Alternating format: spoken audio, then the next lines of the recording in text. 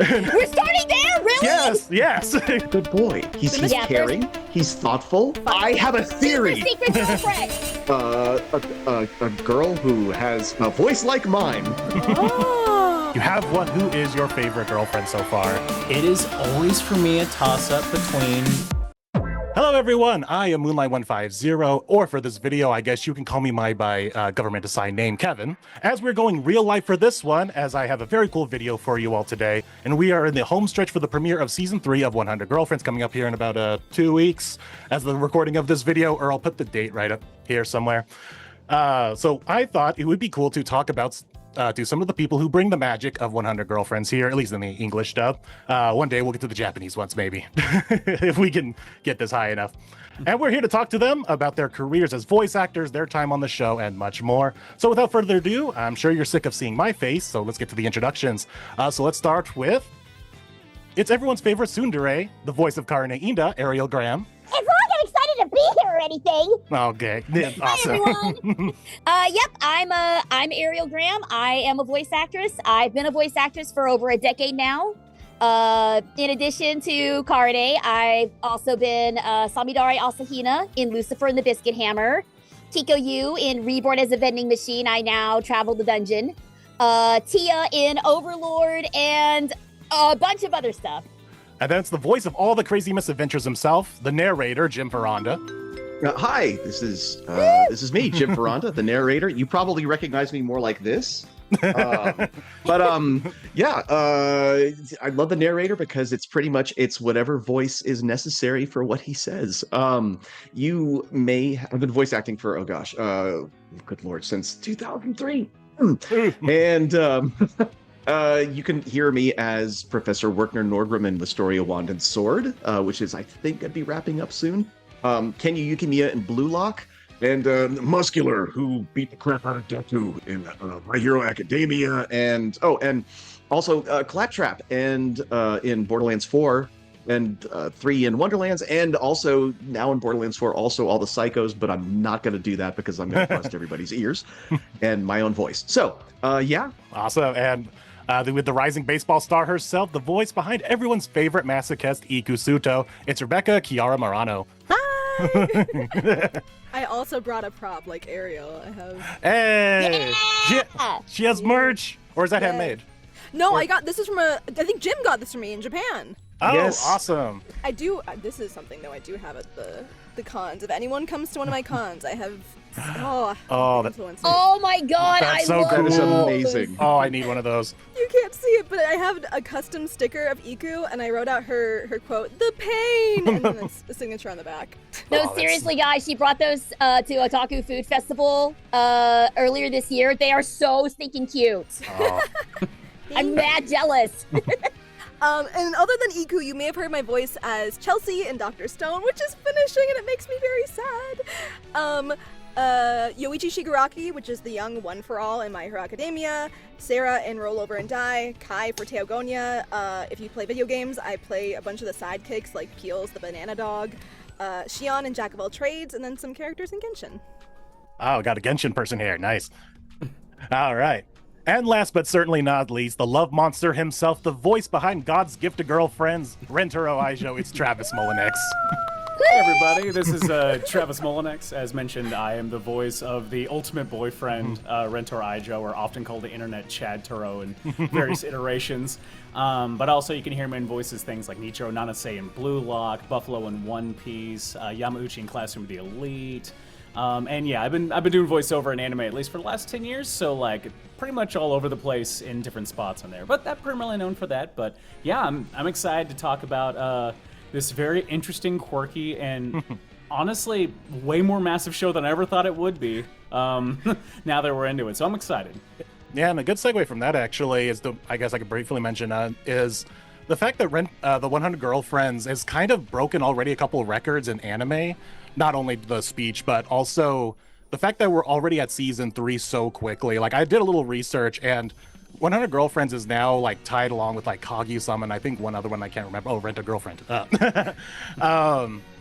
Of like just how fast the show has got into a season 3, and the fact that it's even getting a season 3 is kind of record breaking in itself. So many, specifically in the rom-com genre, rarely gets to season 3. Like, you get 2 if you're lucky. Season 3 is almost unheard of, unless you're like your Kaguya-sama, the worldwide hit.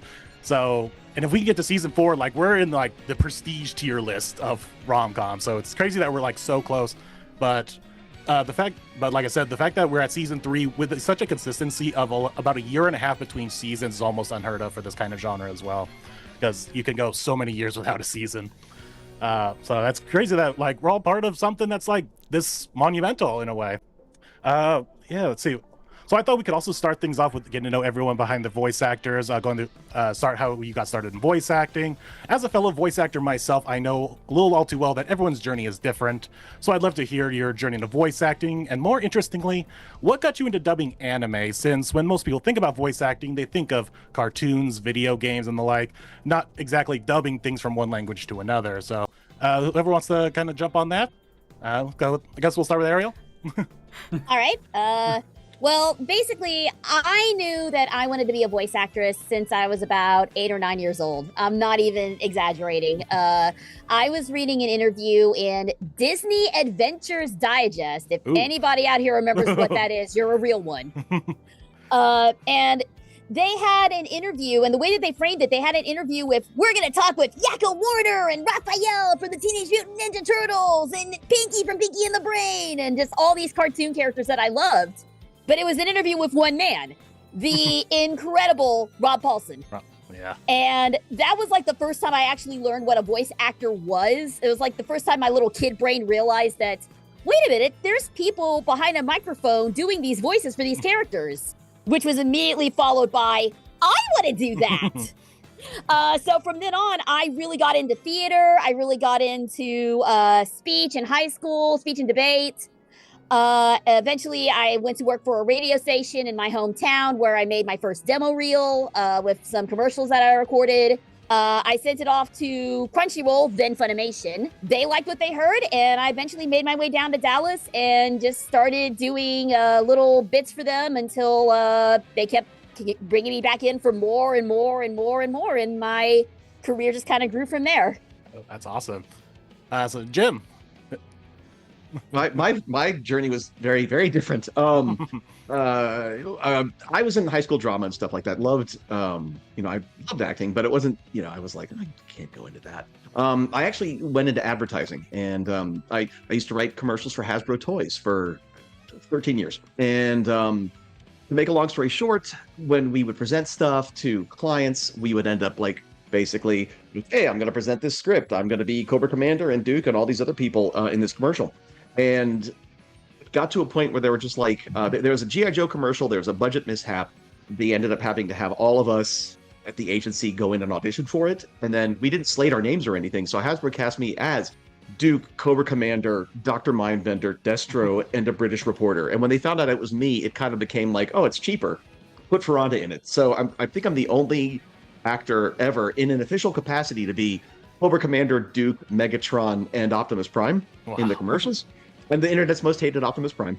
Anyway, so Hasbro changed their agencies in 2013, and that was like, they were like our largest clients. So we all got laid off, and I thought, I've been doing this for a while. So I'm going to try to do it full time.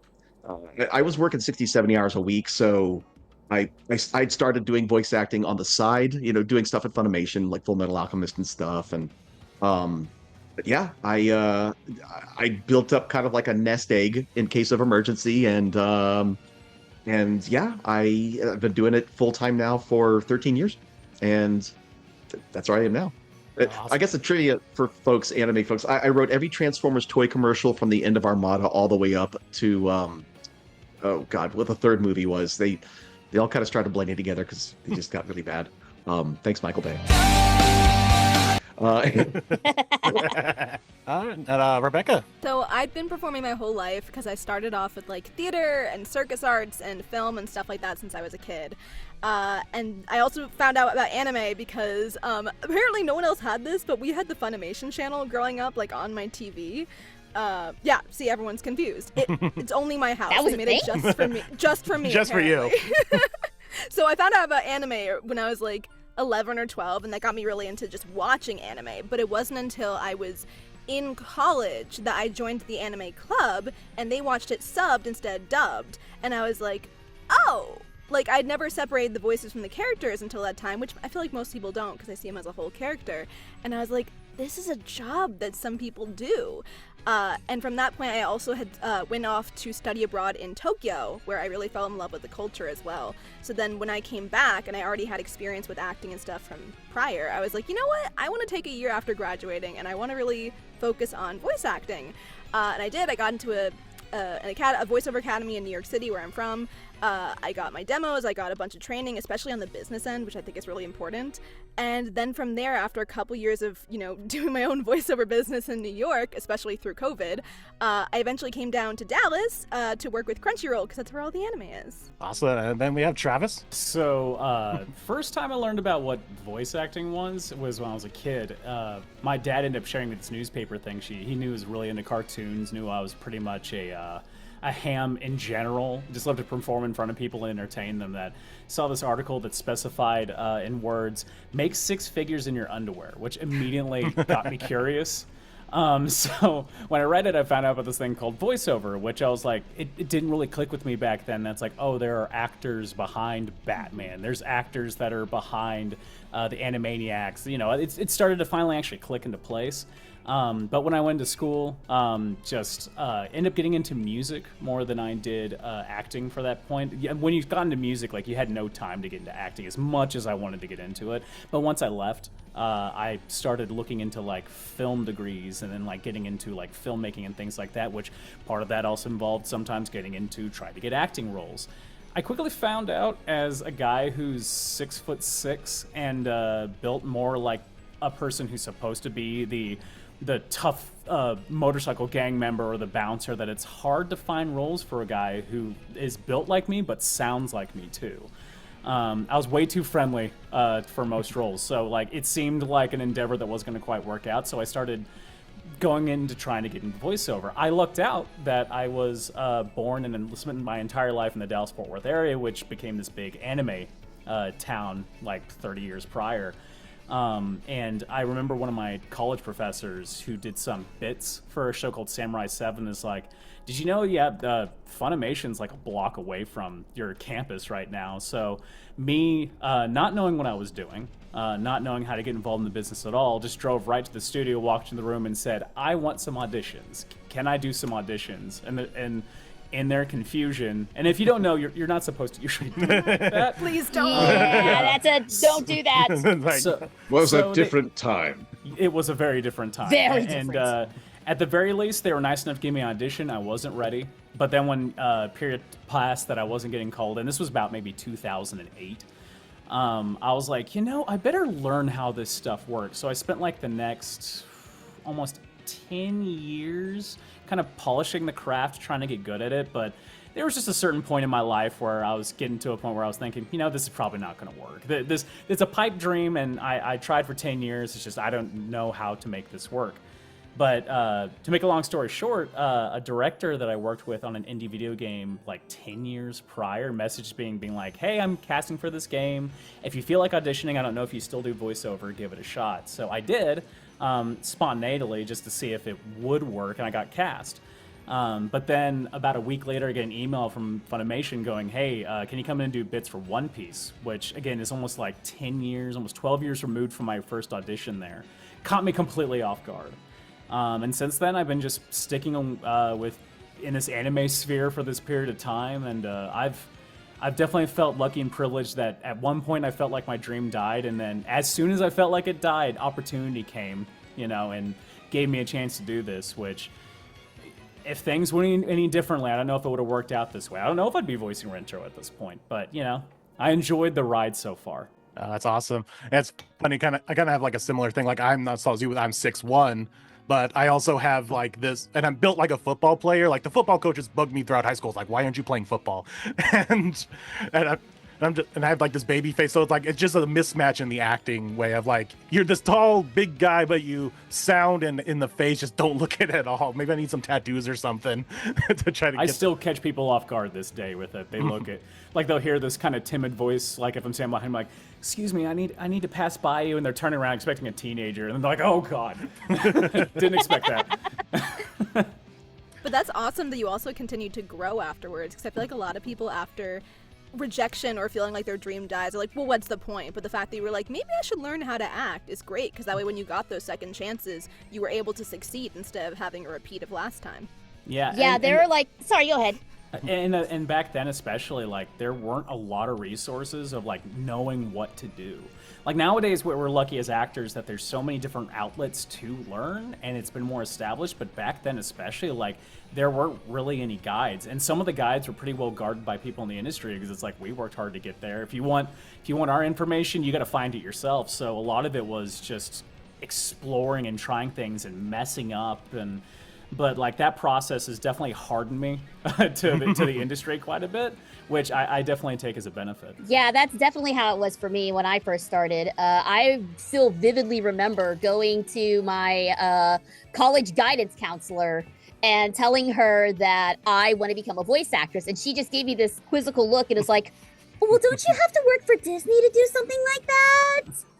And I'm just like, no, but at the time, like we didn't have I did not have a lot of the resources that people have now. Like now you have all of these Discord groups, all these acting websites, I want to be a voiceactor.com. Fantastic reference. I wish that this had been around when I first started voice acting, because it answered so many of my questions just right from the gate.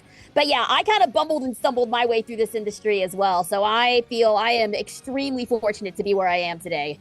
Yeah, it's kind of crazy because I got in, in 2003, and I'd had a bunch of stuff that I did in advertising, because it's like have Ferran to do it. So some Pizza Hut stuff and so I had a reel to put together. And back then it's like MP3s. I don't think MP3s were even a thing yet back then. And you would have to send CDs to agencies in order to get them to even listen to you. And I ended up landing an agent rather quickly. And technology has made it so much easier to get into voice acting, but it's also increased the talent pool so exponentially that it's hard to succeed in voice acting because there's so many people in it now. It's a paradox, I guess. But yeah, everybody's journey is different, but you never know where you're going to end up. I never in my life would I would have thought I would have ended up doing what I'm doing. That's all awesome to hear. But it's like different generations and different eras, so we kind of got like a little bit of everyone here.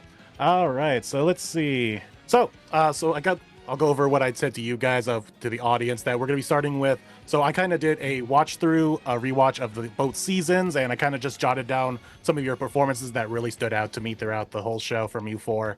And I just want to kind of just go over them, kind of like say what I loved about it. Maybe if there's like some behind the scenes you guys can talk about, the certain deliveries, the lines and whatnot. And then we'll get to the questions that I got from both my fellow content creators over at Chaos Squared, as well as their Discord server, some of the fans there.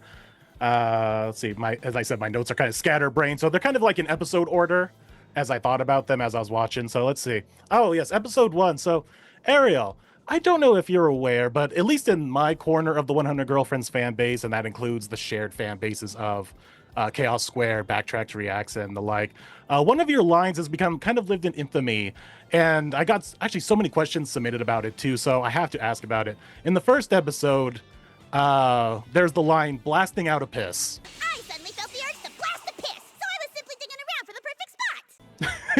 God, we're starting there, really? Yes. First episode. But it's become such an iconic line from the dub for a good number of people.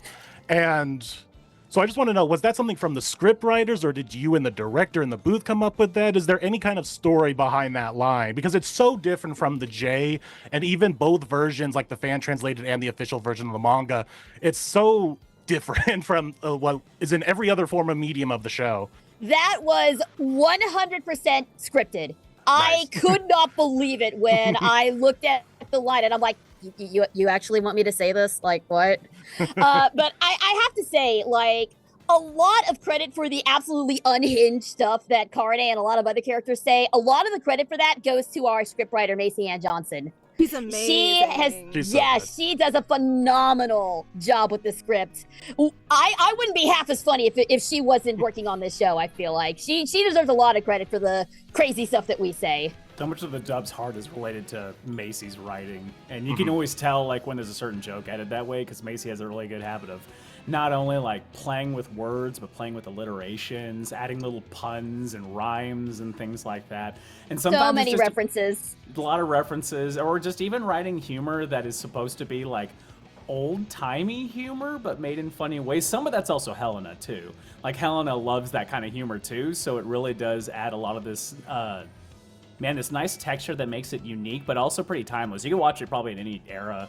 And although there's some, references to modern pop culture, a lot of it comes from just the lines are so strong. And again, Macy's a huge part of that. Mm-hmm. Helena is our director, for anyone that doesn't know. Yep. One thing about the script too is that if you were to read it, it's written in everybody's voices. Like there's a certain word usage for each character. So if you were to read the script, you would know who's talking. And that's actually my next point on my thing here regarding the Blast the Piss line, is because overall just being funny for being so out there, it gives especially being in episode 1, it gives such an early showing of the Karane character with her slang, her quips, and like you said, you can read these lines and you can almost guess like who the character is saying it. And as once again, shout out to the writer for doing such a good job for that. And for my next line that I had done, all I had from Nano's introduction episode was just Rentaro going, "Oh, noodles." Oh, noodles, I gotta stop gawking at her. A big part of that, and it's something that Helena and I would talk about, is that every now and then we'd see in the script like a curse word or something like that. And I don't know, we both came to this kind of agreement that it's like, Rentaro doesn't seem like the kind of person who says things like, "damn it," or things like that, even though we did it a couple times. But like, he doesn't really come off that way, so we thought it so much funnier if we could find like weird little ways of changing those words in funny ways. Like one specific part that sounds really stupid now in this quotation is like the zombie episode. There's like this one part where he's in this locker and he's supposed to be like, "damn it," but I'm like, we need to change that line. Let's make it more Rentaro-esque. So we turned it to Zombarnet. Zombarnet! At this rate, she'll find and capture us both! Right. Yeah, I remember that. Which is ridiculous, but it makes it so much more fun to read. It's so much more fun for me at the very least. So half the things that crack me up are those really silly things like that. Like in that Nano episode, there's a line that says, "Land sakes alive," is when he cuts his finger and says it out loud. Land sakes alive! It's an old, like, 1920s sort of colloquialism of like, it's doesn't make any sense in the last 80 years, but we decided it'd be really funny just to use something like that instead. No one got the joke, but like it was mostly everyone in that room giggling to ourselves that we said something so old-timey as Rentaro. That's what you just got to do at the end of the day, just make yourself laugh. Yeah, if you make yourself laugh, a lot of times people will laugh with you, so... There's some grandma out there that watched that episode and was clutching her pearls. What did they say? Yeah, doing the Leonardo DiCaprio pointing at the screen. What about it? It almost gave me like Superman vibes with that, like just this too pure of a character who just doesn't swear, and it fits for him. Like the Superman parallel to Rentaro in a way is kind of there. You can kind of make some comparisons, and the avoidance of swearing fits in line with that. I also like in that episode, it's whenever Rentaro gets to say something really stupid, but in his like sincere, caring voice. So in like that episode when he's just like, "Unlike my other girlfriends who are grade A cutie patooties," like saying that sincerely is like, it's so hard not to crack a smile while doing it. But I love those lines. It's like, he's just so sincere about it all. Oh yeah, he believes it 100%. I also have a note of just Rentaro and Karane, which I'm glad both of you are here. You are like the rulers of mouth noises. So just some examples of just the kicking of Karane's doing at the pool episode, the crashing out of Karane on every episode. Yeah, fair. Rentaro's drug freak out when he was like, Oh, and season 2 when you're sliding on your face during the baby episode, just all of these noises, and they're just so indecipherable. Especially what's so funny is there's this montage of a lot of like these people's best favorite moments from the dub, and every time one of these scenes comes up, the editor tries to put in like subtitles of some kind, and he just puts indecipherable noises. And it's so funny. So I just got to ask, like, how many takes does it take to get some of those lines out? Like, you just try like a bunch of different ones, and then until you finally just are happy with one of them, like, yeah, that sounds good enough. It's like, we'll use that one. I would say, honestly, for me, 1 to 2. Most of those were like first takes. Really? Wow. Well, because a lot of them, I think there's a certain point, especially going to season 2, that like Helena trusted my chops to make something ridiculous. If there was a second take, it was a lot of times me going back and saying like, can I try that again? I have an idea. And so like so much of that, like the kind of drug freak out scene was Kevin Thelwell was assistant directing on that scene, and basically just like, okay, we're just gonna play this the whole time and just follow through and do whatever you want. So I was the one who threw in like the Michael Jackson hee in that one part because I saw the clip in advance and saw they did the moonwalk, and I just remember like I couldn't, after I stopped I didn't hear anything for a long time in the booth, is because both Kevin and the engineer were like down on the ground right after it happened. But like I can take credit at least on that scene that I did that one all in one take. Nice. I just watched what was on video and followed along. But man, yeah, there's some of that stuff that I know. Those are the things that seem to crack up Helena the most, are the weird sounds that I make.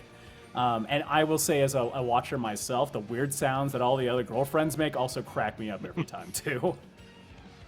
Karane's yelling at Rentaro, and then he does, I can't remember which episode it is, but Ariel, you interrupted yourself with and every time I see that or hear it, I can't stop laughing because it just comes, the intensity is just, it's like a vocal record scratch you did, and it's just like I can't. I think I know which one you're talking about. I think it was the swimsuit episode when you're choking on your drink.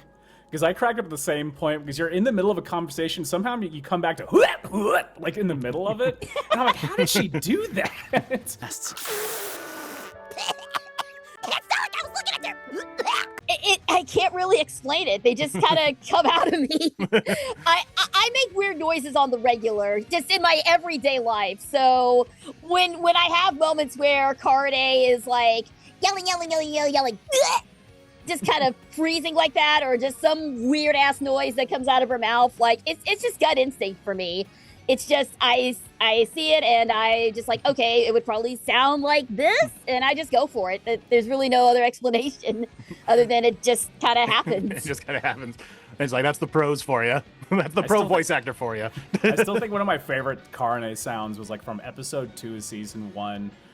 When Hakari asked if Rento was ever had a kiss, and then you just see Karane's ear expand, you hear this, say what? And I that got stuck in my head forever. I don't know why, but it just did. I thought it was so funny. My similar one to that would be in season 2 with Me's, and then it's the lip balm. It's like, who's banging? That's the record scratch for me. It's like, wait, what'd you just say? Yeah, going back to the the pool episode. One of the endings in both the original Japanese and yours is one scene that kind of like, before I was even reading the manga and I was just watching the show, and I got up to the swimming. I think it was like right after the pool episode that I was like, okay, I just need to read the series. I need to get farther along. But what the scene sold me was the very end with both of you. With like you two had like your whole heart-to-heart moment, and then you two are just like on top of each other in your inner monologue. It's like, I love him so much, I love him so much. And then at the very end, all I hear at Karane is just punish me with your love. I'm just like, what? Hot. So hot. I love him. I love her. I love him so much. I love you, It hurts so Karane. bad. Punish me with your love. So Again, that was all Macy. That was actually a surprisingly tricky one because it was trying to not peak too early in that because the idea is that we wanted to ramp up slowly and hit with a big punch at the end. So like it was hard to be able to balance that energy and build and build and build. So like yeah, it took a couple times to really kind of get the fill on that one at least for me. Yeah, because I'm guessing you guys didn't do it like record at the same time because No. this was like 2021 something like that. I can't remember. Well, generally, in general, we all record individually anyway. The only time that we do it as a group is if there's Walla, but as far as other girlfriends, all of us do our bits individually. Sometimes we record before everyone else, sometimes we record after. I kind of prefer when people have recorded before me because I can actually play off of them in my own reactions a little bit better. There have been times where I've had to be the first one to record, and that's all well and good. But for me, I kind of prefer it when everyone else is gone, and then I can just play off of their energy. Yeah, it's like the old acting thing. It's like it's better to react than to act. So it's when you have that to build off of, it's so much easier. Exactly. And then yeah, even the pool episode, we got the narrator got his first I want to say over the top line here. It's like the swimsuit episode. Let's go. Yeah. That was before the pool episode. That was it was like the next week end. episode. Yeah. Yeah, that's right. Swimsuit episode incoming! Let's go! And then since we have just to speak in the kissy for like an entire episode. Oh gosh, that was actually really fun. Having a whole conversation off of just one word. It was a really interesting challenge. I really love how the scene turned out though, because it really did sound like me and Sarah were having an argument back and forth, but it just consisted of kiss, kiss, kissy, kiss, kiss, kiss, kiss. Kiss, kiss, kiss. Kiss, kiss, kissy. Kissy, kiss. Kiss, kiss, kissy, kiss. It was really fun. I love little challenges like that where you're restricted to just one word or one emotion or something like that. It's really challenging to get everything across with those limitations. And I actually really loved that whole kissing zombie episode. Yeah, it's like let's stretch your acting chops of just like I need to give the different intent here, and it's so good. It makes me think of sometimes we get into shows where there's like a fantasy language inside of it, and I like as an actor the challenge of thinking like, how can I read this in a way that just doesn't sound like I'm reading the words, but like having it in a conversational, like more integrated style of conversation, and I like that challenge. I got to do some of that stuff for some isekais. I think I got to do it for like Mushoku Tensei and a couple shows like that. Yes, I did that as well. My character Julie, when she was first introduced, she spoke in a beast language, and the director actually sent me like all the correct pronunciations and everything. So it was partially trying to get those pronunciations right and partially trying to inject some feeling into this fantasy made-up language. I love stuff like that. I love when I get to do stuff that's out of the ordinary and stuff that is so far and away from the normal kind of reads that I do. Then to wrap up season 1, the entirety of the lie detector scene is just pure comedy. It's like between you two and Corey Pettit. Just did an amazing job on pretty much every line throughout that entire scene. Karane's crash out noises with beating up the lie detector. Travis, I need to call out the line of, I see Granny blowing kisses from the other side of the river Styx. That line cracks me up every time. I see Granny blowing kisses from the other side of the river Styx. And then your whole, when you come back, you're like, Gah! Oh yeah, as he gets his blood back. Karane! It's funny when we did that, river Styx line. Helena wanted me also to play my own grandmother in that scene, and so like I did a lot of like when they didn't have an actress do it, I was doing a lot of these like weird grandma giggles in my own voice, and I'm like, I don't know if this is gonna work, Helena, but I gave you my best. But yeah, anytime, especially Rentaro, where I get to kind of change up his voice in little ways, like going back to the pool episode when there's buff Rentaro, and I basically just made him sound really big, and Right there! things like that are always a lot of fun. Or in season 2 when he sounds like super nerdy when he's in angel shaved head ugly mode. Those things are a lot of fun. And then That's where dude use your core came from. Like, golly, I think it's my favorite line in the entire show. Is it's the drama of Hakari like basically falling out the window and I'm gonna slip. I'm good, and then it's so dramatic and it's your core. And There's another Karane line that's in season 2 in the baseball episode. I forget how it ends up going like verbatim, but it's just like, think of something that you're angry about and throw it or something like that. I love that line too. Yeah. Yeah, that was actually going to open up what I was going to say next. Was there, so with season 1, is there any other lines that really stand out to you, with any like funny behind the scenes of how the certain lines came to be, or just maybe your funny bloopers or something, anything that happened during the season 1 that you just want to kind of share and talk about? So the whole scene where Rentaro and I were where we were all sneaking into Hakure's mansion, and the whole ceiling crawl scene, that was probably the time that I got the most embarrassed working on this show, was making those noises. Stop it! One. Stop it! Stop it! Stop it! I can't take it anymore! As we were crawling across the ceiling, and I'm like, okay, now that's getting sketch. Because like the way that I talk about 100 Girlfriends to people is like, it is simultaneously the raunchiest and the most wholesome show that I've ever been a part of. And that episode definitely had the more raunchier stuff in it. Speaking of those lines that kind of made you feel that way, having to do a switcheroo sex scene with Corey Pettit in the last episode of season 1. Oh, yeah! I was the immediate thought of, man, wouldn't it be so funny if like a tour group went by as I'm recording these lines? It'd be the funniest thing in the world. You're amazing. Much. I can't. Because I remember walking in, Bren having to do that in the scene once. I'm like, hi, nice to meet you. Don't interrupt your weird noises you're making.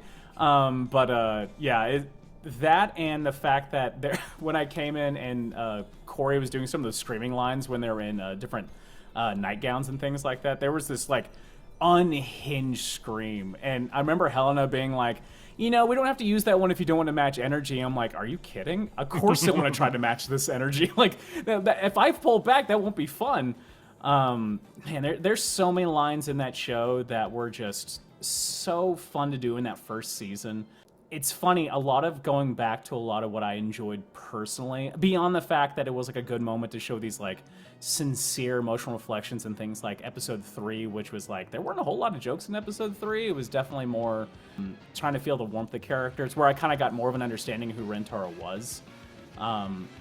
But those are the ones that I generally kind of look back and enjoy. Because, I mean, doing humor and comedy stuff comes very naturally to me. It's just big energy, trying things exaggerated, having the concept that sometimes you're going to make an ass of yourself and embarrass yourself, but that's part of the journey to make it funny.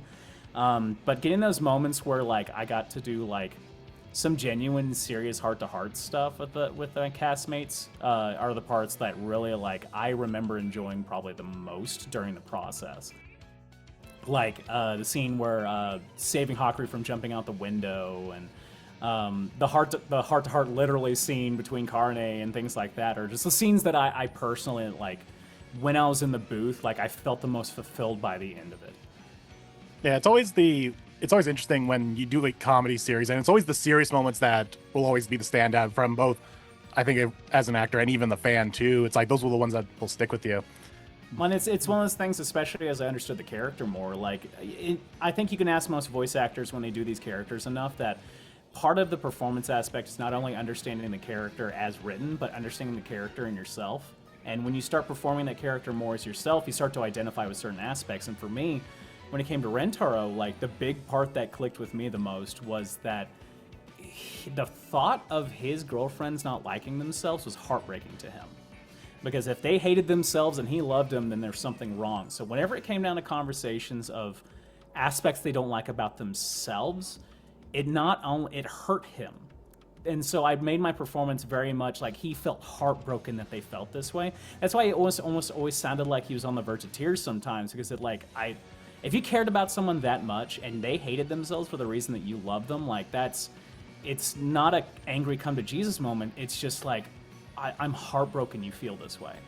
And so much of that performance was figuring that out about Rentaro. And that's why I feel like he's a special protagonist in a show like this, is that you won't find that in a lot of these rom-coms. You won't find the heart in it. You'll find the comedy and the raunch, but, like, so much of this show has moments where heart bleeds through more. And sometimes, and it's weird about this show, is that the heart will bleed through in the raunchy moments, in the comedy moments, and they seem to switch and blur so seamlessly and by surprise that I think a lot of people don't, when they see the clips, when they watch the show and they only watch, like, no reference, like, clips, they'll never understand that. They have to watch it. And that's why I think this show is special. Yeah. And that's Yeah, and just kind of piggybacking off what you said, Travis, about Rentaro being heartbroken about the girlfriends not liking aspects of themselves. I really felt that in the end of season 2, where Karane got her groove back and all that. But seriously, when she lost her tsundere-ness and all of her like insecurities and everything came out, like that was me. Because I know how she feels. I know how it feels to kind of doubt yourself like that and be like, does everyone really feel this way about me or what? And honestly, when you launched in with your, if this is really who you want to be now, I'll support you. But if the only reason you want to change is because you hate who you are, I'm not going to accept that.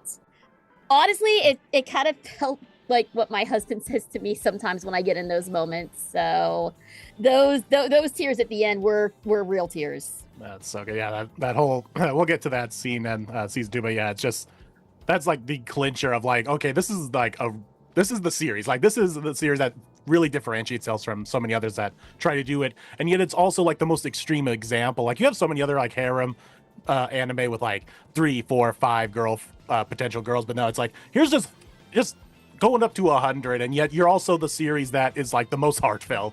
It's such a crazy thing that what's able to accomplish. And speaking of from all that heart to heart, we're going right back to the Goofy with the opening of season 2, and we have the craziness that was with you, Ariel. You didn't really have to do much in that whole body swap thing because you got Shizuka who doesn't speak, and then you had Sarah Ragsdale still using the phone voice. So it's like, but I want to point out Travis's line of a little bit more brain juice buckets, I say. Just and then also Dami Mommy Kusuri is like that's gonna live rent free in my head. I don't know why. I'm such an elder millennial that so many times when I get these lines like Dami Mommy and glizzies and things like that, I'm like, can you explain that to me? I don't understand. But it's so fun to kind of goof off that way. But those are the moments that I feel like are the most sobering for people watching from the outside. It was like, wait a minute, what did he say? It's a blast to do those kind of things. The one I think I had probably the most fun with the body swap thing, because man, can we talk about how difficult it is to be away from a show for more than a year, and then the first episode you come back, you have to play your character 100% differently. Like the one I think had the most fun though was probably Cassie. Being, Hakari Nano, because I remember that Helena mentioning like they had a blast doing that because Nano's just so stoic a lot of times that playing this outrageous perverted character was so much fun. Yeah. Cassie went off on that episode. It was so fun. I felt it too because I was like, wow, this is the biggest change of everybody. It's like, you can hear it in her voice. It's like, I'm free from the restraints of being so stoic. And it was also funny, like Lindsay Shepard and Sarah. It's actually really funny because they got the swap with Kusuri and Hakari, and it actually is funny how much they sound alike when they're imitating each other. Like, I guess their vocals just kind of hit the same note because I was listening to it. I'm like, wow, he almost doesn't sound like they swapped at all. They're just swapping mannerisms and what they say. Talk about someone who has some tricky lines throughout the entire show, like Lindsay doing all those like weird like vocal choices for Kusuri, getting a creeper at these peepers and things like that, and having to say this like naturally. Because I remember when I went to record that episode 1, Sarah was in to record and was recording as Kusuri and kept on getting stuck on one of those lines over and over again. She's just like, this is so hard to record. So like, yeah, Lindsay's incredibly talented. Like that stuff is wild to me. Yeah, to be able to say all those lines with like a straight face and like you believe like this is what she's named these things. And our ability to shift between that little baby voice into like sultry Kusuri voice is pretty awesome. It's like, I wish we got more of that. It's like that voice that Lindsay does is so good. And I'm like, oh, we need more 18-year-old Kusuri, which is something we also say in the manga. It's like that form of her does not appear as often as it should. And then let's see, move on to the food eating competition. This is always like a good question in things with eating is like, were you guys actually munching away on food and any of those mouth noises you guys had to make for all the eating? I don't. I do. I puff out one of my cheeks. So it always sounds like I'm chewing something while I'm talking when I record that sort of stuff. I also want to mention I do the same. Yeah, it's I know they used to back in the day. You'd hear stories about people putting food in their mouth, but like I'd imagine if I do, to get super spitty and something wouldn't quite work. Done that before, not for this show, but yeah, I've literally stuffed food in my face for a character in Borderlands. Battleborn, actually, it was he has to ask you to share a pound cake, and I literally stuffed, like, in their galley they had like these little brownie things. I literally put 2 of them in my face and said all of his dialogue.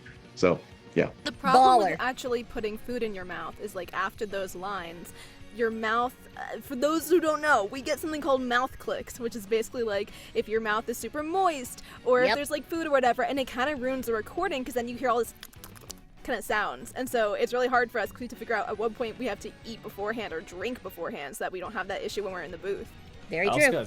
also gotta say, for that episode too, has some of my favorite narrator lines. Yeah. And it's the way you read them, Jim, that was cracking me up. I was trying to find the name of that was the one time that was the hardest line I had of the entire show, because I have the fewest number of lines I think of everybody, because I just have like maybe 4 or 5 if at most per episode. But it's the guy who has the big tank in his chest, and it's like it's got this multi-syllabic name with like 20 syllables in it, and I spent the most time on that line because it was I was trying to look it up while. Yeah, Y'all like were Chonko talking. Demishki or something. Yeah, like I remember that. there's like Yeah, chonk something in Yeah, there. yeah. Chonko something. Yeah, Chonko something. I had to say it so casually, and I think, if memory serves, the narrator was in this tone in that session, and then we had to skip parts of the manga because there just wasn't enough running time. Yeah, it's the narrator. He changes tone. I basically kind of play off what the original Japanese narrator is doing. What his like, how is his delivery? Is he being explosive here? Is he putting on a voice? I won't copy, like, if he does a weird voice, I won't copy his, because it's, I don't know if I could effectively duplicate that, but the feel of it, the intent behind it, is where I will go. Yeah. So, but thank you, Travis. Yeah, I mean, the 2 lines I think of was like, are his girlfriends going to become his girlfriends? Like, I love it. His girlfriends. And then, like, at the end of it, when you're just like, craving Rento's juicy, Luscious lips. The way you read that, I was like, oh, God, Jim, I've never heard you use that voice before. Rento's luscious lips. And going back to the one you were saying before with the you have to be super casual saying someone's line, my favorite line from you is, I think, from the baseball episode where you're saying the name of the school and you're saying that they just won, like, oh, Ohanami, whatever, they won. Yeah. It's like, what is it even called? Yeah, Like, my favorite line from you, Jim, is got to be from the pool episode, when Shizuka gets separated from everyone else, and that just deadpan delivery of, "It was at this moment Shizuka knew. She fluffed up." It was at this moment, lost in the chlorinated sea, that Shizuka knew she fluffed up.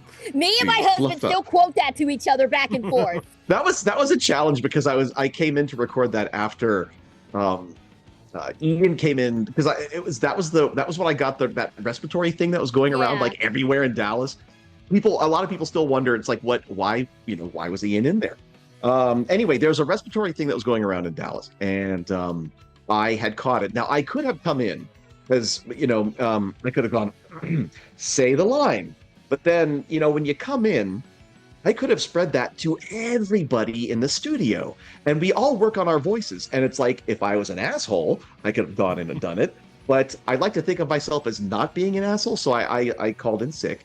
And the thing is that was back when the comment section was open, and a lot of people were saying that, oh my gosh, it's like we got narrators this season, and they talked about Ian's Kaguya-sama narrator. And so Helena thought it would be hilarious if she brought Ian in for that, for the temporary recording, and just had him do the Kaguya-sama narrator voice, not basically doing what the Japanese narrator does, but doing it kind of like as for funsies. And a lot of people were like, oh my gosh, Ferranda got fired. Oh yeah, Ian's way better than he is anyway. And I'm thinking, man, people are mean. But there was one kind person I remember that said he's actually he didn't record because he was sick and he didn't want to get anybody else sick. And like, bless that person who said that. But yeah, so it was fun coming back. Thank you for not getting people sick, Jim. Thank you. Yeah, I I wanted remember later in the series, like when you were off in Japan, I think we even talked about it. Like, wouldn't it be funny if we like just brought in like different narrators from anime history to be your fill-in sometimes? Just bring in another AAA and go, hey. It's just funny to think about because I wanted to talk about that because it's well, at least on my rewatch, it's been completely been fixed over because I guess you went back in to record those lines. And I don't know if there is any kind of record of the Ian Sinclair version anywhere. They're probably like on a pirate site somewhere. But yeah, it was just so interesting to hear that. And just Ian Sinclair of all people, because yeah, like you said, his infamy as the Kaguya-sama narrator. Yeah. It's just funny to think about, like, oh, we need someone to fill in for the narrator, and like your director will just like lean out in the hallway of Crunchyroll, be like, hey, and we need you to fill in as narrator. He just turns around and go, okay. It's like he's just kind of there to do it. We have a way that sometimes we get pitched to certain, like, if someone's not available, certain actors get used repeatedly to fill in for that missing actor. So, like, if someone's not available, they'll call that person, or if that person's not available, they'll call the person in reverse. So, like, in the baseball episode, I ended up getting the flu, and I couldn't record at all. And a lot of times, especially when these have, like, a 1-week turnaround, like, the most common answer is to find someone else to fill in the spot. To do that sort of thing. They were nice enough just to wait, even though some people were upset that the episode was delayed. It was just give me time to recover to record all the screaming that I had to do. But I got to hear the version that could have come out where Justin Briner was was Rentaro for an episode, because for years everyone thought I was Justin Briner anyway. So I always told Helena that, like, every person's like, is that Deku? So like they brought in Justin to do it, and I got to hear a bit of that before it was replaced. But yeah, that's more of the common thing, because we have to finish this within a week. Yeah. So if one of us is down for the count, or if Jim was a less nice person and got us all sick, we would have a lot of different voices in place for a period of time. So luckily that hasn't been too much of an issue so far. Yeah, so going back to what we're saying with the narrator, yeah, it's like the first 2 episodes of season 2, I feel like it's almost like we're starting to see the cracks of the narrator. Like he's starting to lose his sanity, it feels like. he's saying more unhinged stuff. As you said, like the Hurl friends and the Rentaro's luscious lips and all of that. So, and the friendly fire. In the first episode, when he presents them with the 2 the pink 4-leaf clovers, and it starts off, and so Rentaro, blah blah yakety smackety, and then he builds up, like with 98 Marco, it's Rentaro. That's when you see, oh, that's who this guy is. So yeah, he's just this omnipotent voice that will change depending on what is necessary. Going back to the baseball episode, I did the worst ever Richard Attenborough imitation to say Jurassic High School. Jurassic High School on offense. Because it's I think every voice actor has imitated like famous lines in their actors, like welcome to Jurassic Park, because he's got that slight sibilance in his voice and everything, and yeah, that was it kind of works. I like Sometimes we do this to pop ourselves, so. You're just entertaining yourselves at that point, and you're like, you got to do it. And that you brought it up too, but Red from the other content creators, like he would have my head if I didn't bring up your line of saying, "We talking glizzies?" That's one of his favorite lines. That Kevin Thelwell's directing that episode and got to that point, and I kept on saying, like, we're talking glizzies, and he'd be like, no, we talking glizzies, and I kept on saying, so I'm like, I'm fighting my non-cool brain to try to sound like this properly, and yeah, people ended up loving it, even though it was a certain point where I'm like, I don't get why this is funny, but eventually I did. But those anytime we can change those up is always like, it doesn't hurt anyone to do that sort of thing. It just adds a nice bit of humor. Even though, every now and then on dubs you hear people like, oh, they changed the line from the Japanese. Like, the intent's the same. Like, the conversation, I think they still mention, like, hot dogs anyway. So what hurts making it a glizzy just to add a little bit extra humor punch to it? Oh, yeah, I fully agree. Oh, yeah, and then the same vein of, like, eating while acting, but with the baby episode, so Ariel, was it you and the other voice actor doing the baby talk, or did you bring in other voice actors to do all the baby stuff? Nope, that was me. That was me and Emmy. Nice. That was me and Emmy having a baby argument. I'm so sorry. That probably took years.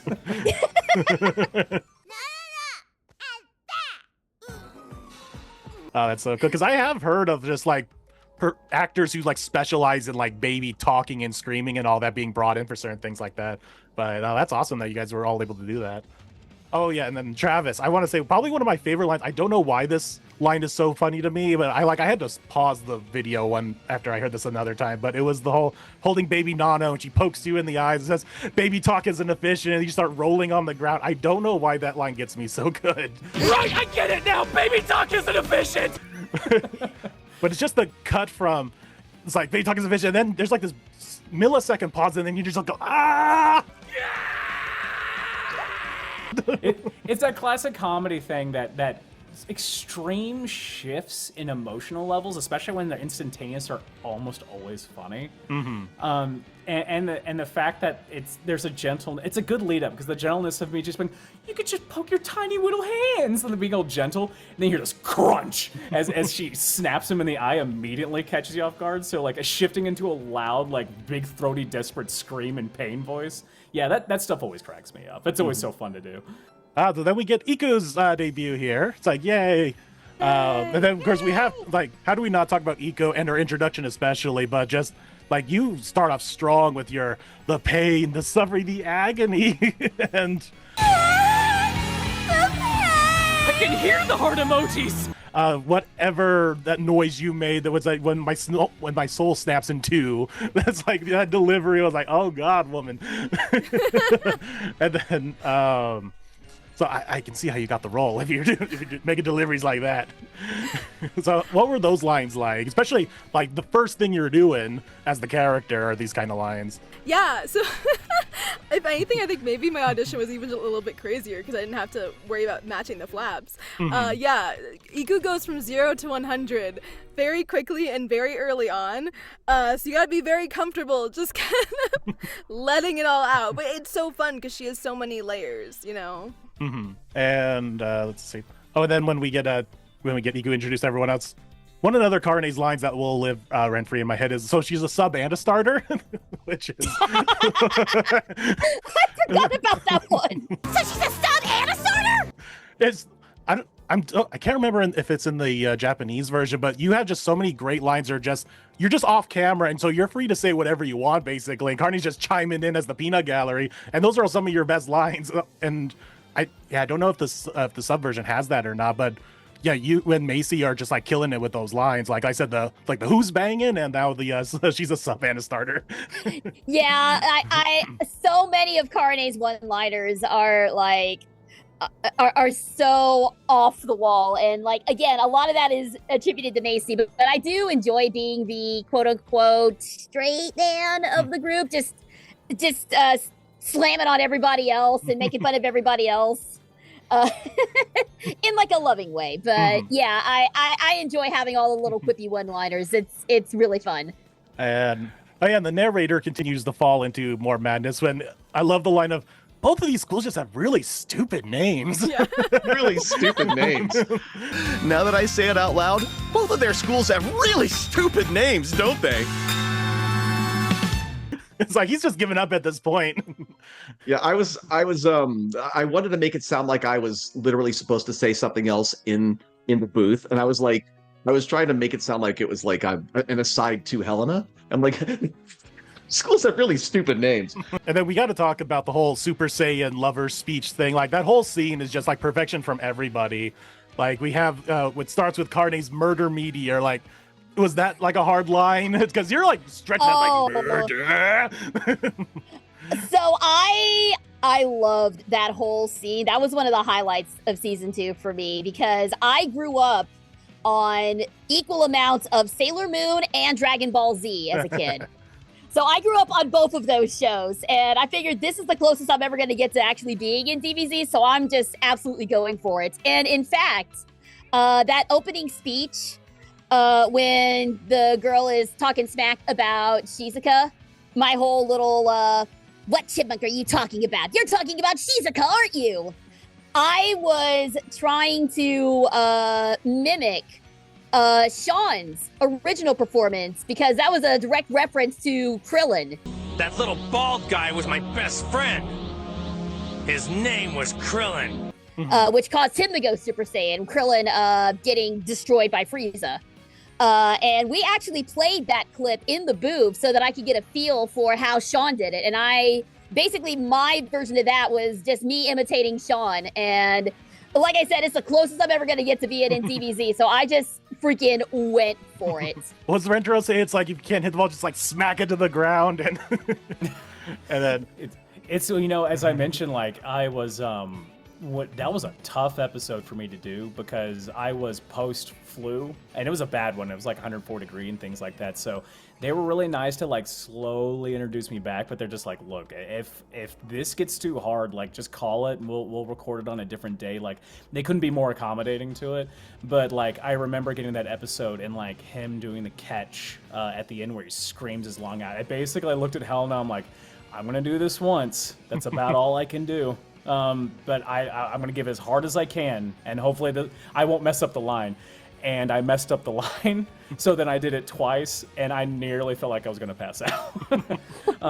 But I love how the episode came out. I definitely also want to do homage to DBZ, because how much of an influence it pretty much probably had on most of our lives in voiceover at some point. But like, I had a lot of fun just being like, hey, guess who got to play Super Saiyan?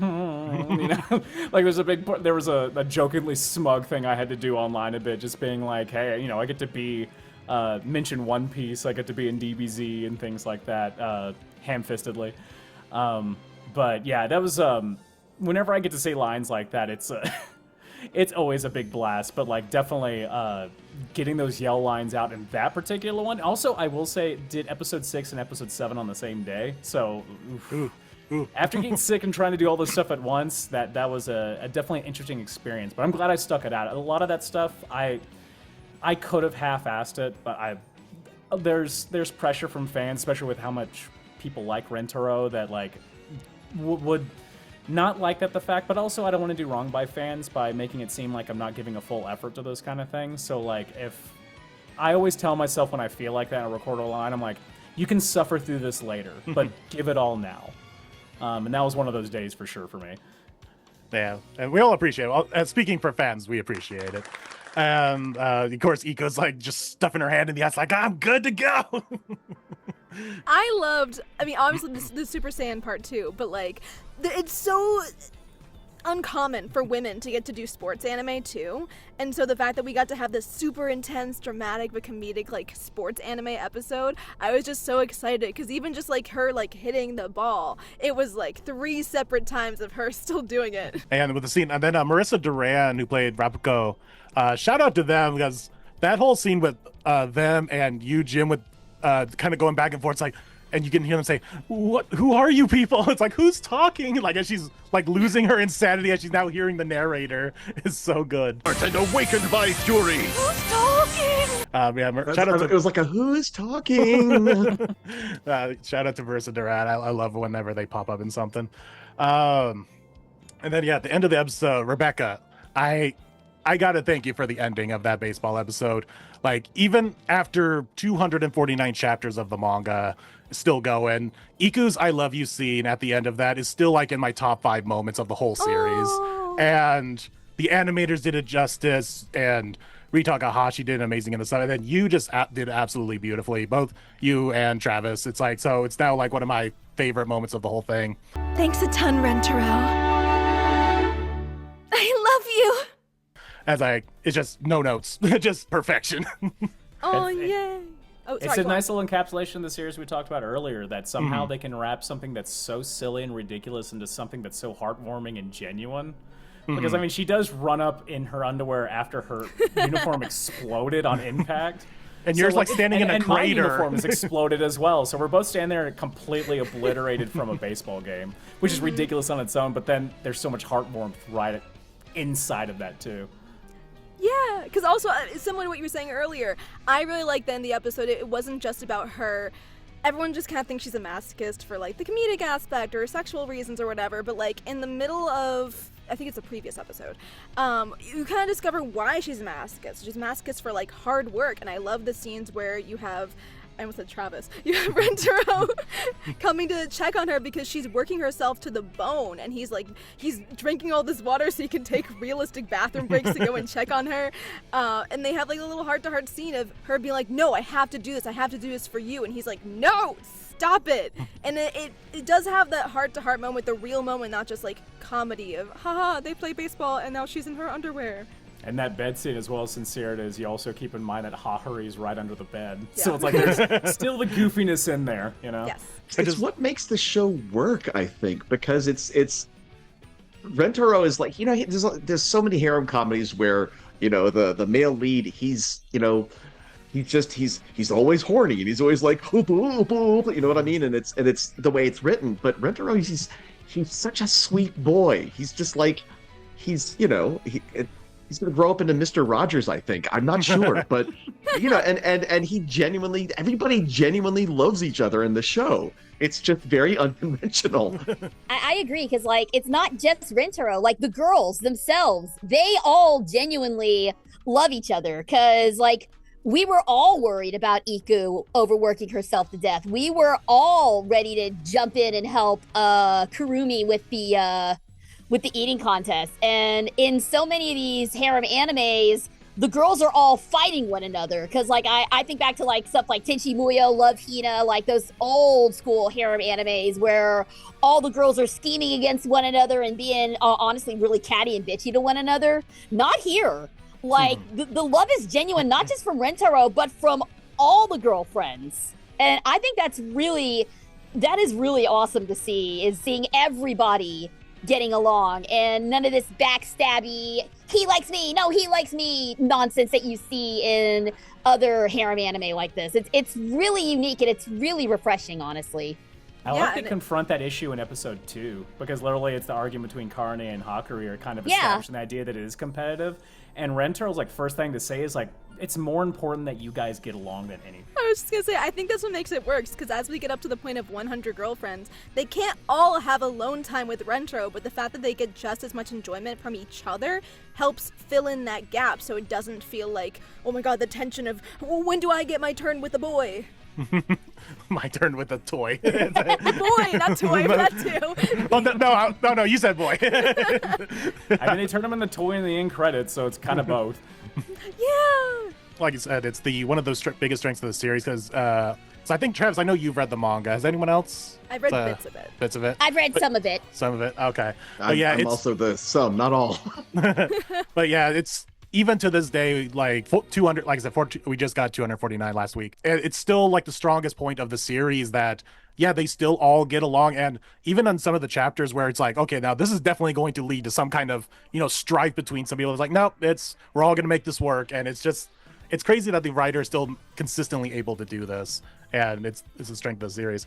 I just like that he likes the girls, because I mean, in addition to the fact that like, I don't know, you were saying something about, the guys being horny or whatever and the girls fighting. I just noticed in a lot of harem nowadays, it's a bunch of girls that like the boy for not really any particular reason other than just, oh my god, this boy showed up, and then he doesn't care about them. Main character. Zero personality. Zero personality, but also he doesn't even care that they like them. He does not care that they like him, so he's like, whatever, you can like me if you want. So like, it just hurts, and then Rentaro is like, no, I will love each and every one of you. He is reciprocal. I was gonna say, like, as he says in the speech himself, from the top of your head to the tip of your toes, it's like, I love you.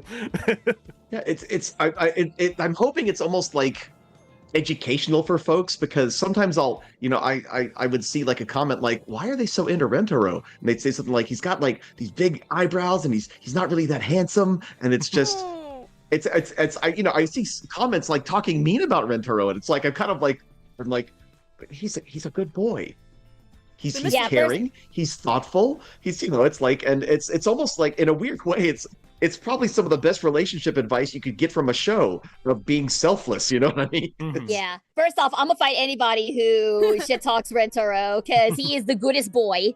And secondly, like, yeah, his love for these girls is so genuine. And the example that I keep going back to show just how genuine his love is Shizuka. She is my favorite character, second to, of course, obviously. But like the whole thing of her being nonverbal and him going out of his way to not only make this app that allows her to communicate with people in a way that she feels comfortable with, but to go and transcribe like so many of her favorite books so that she can express herself in that way.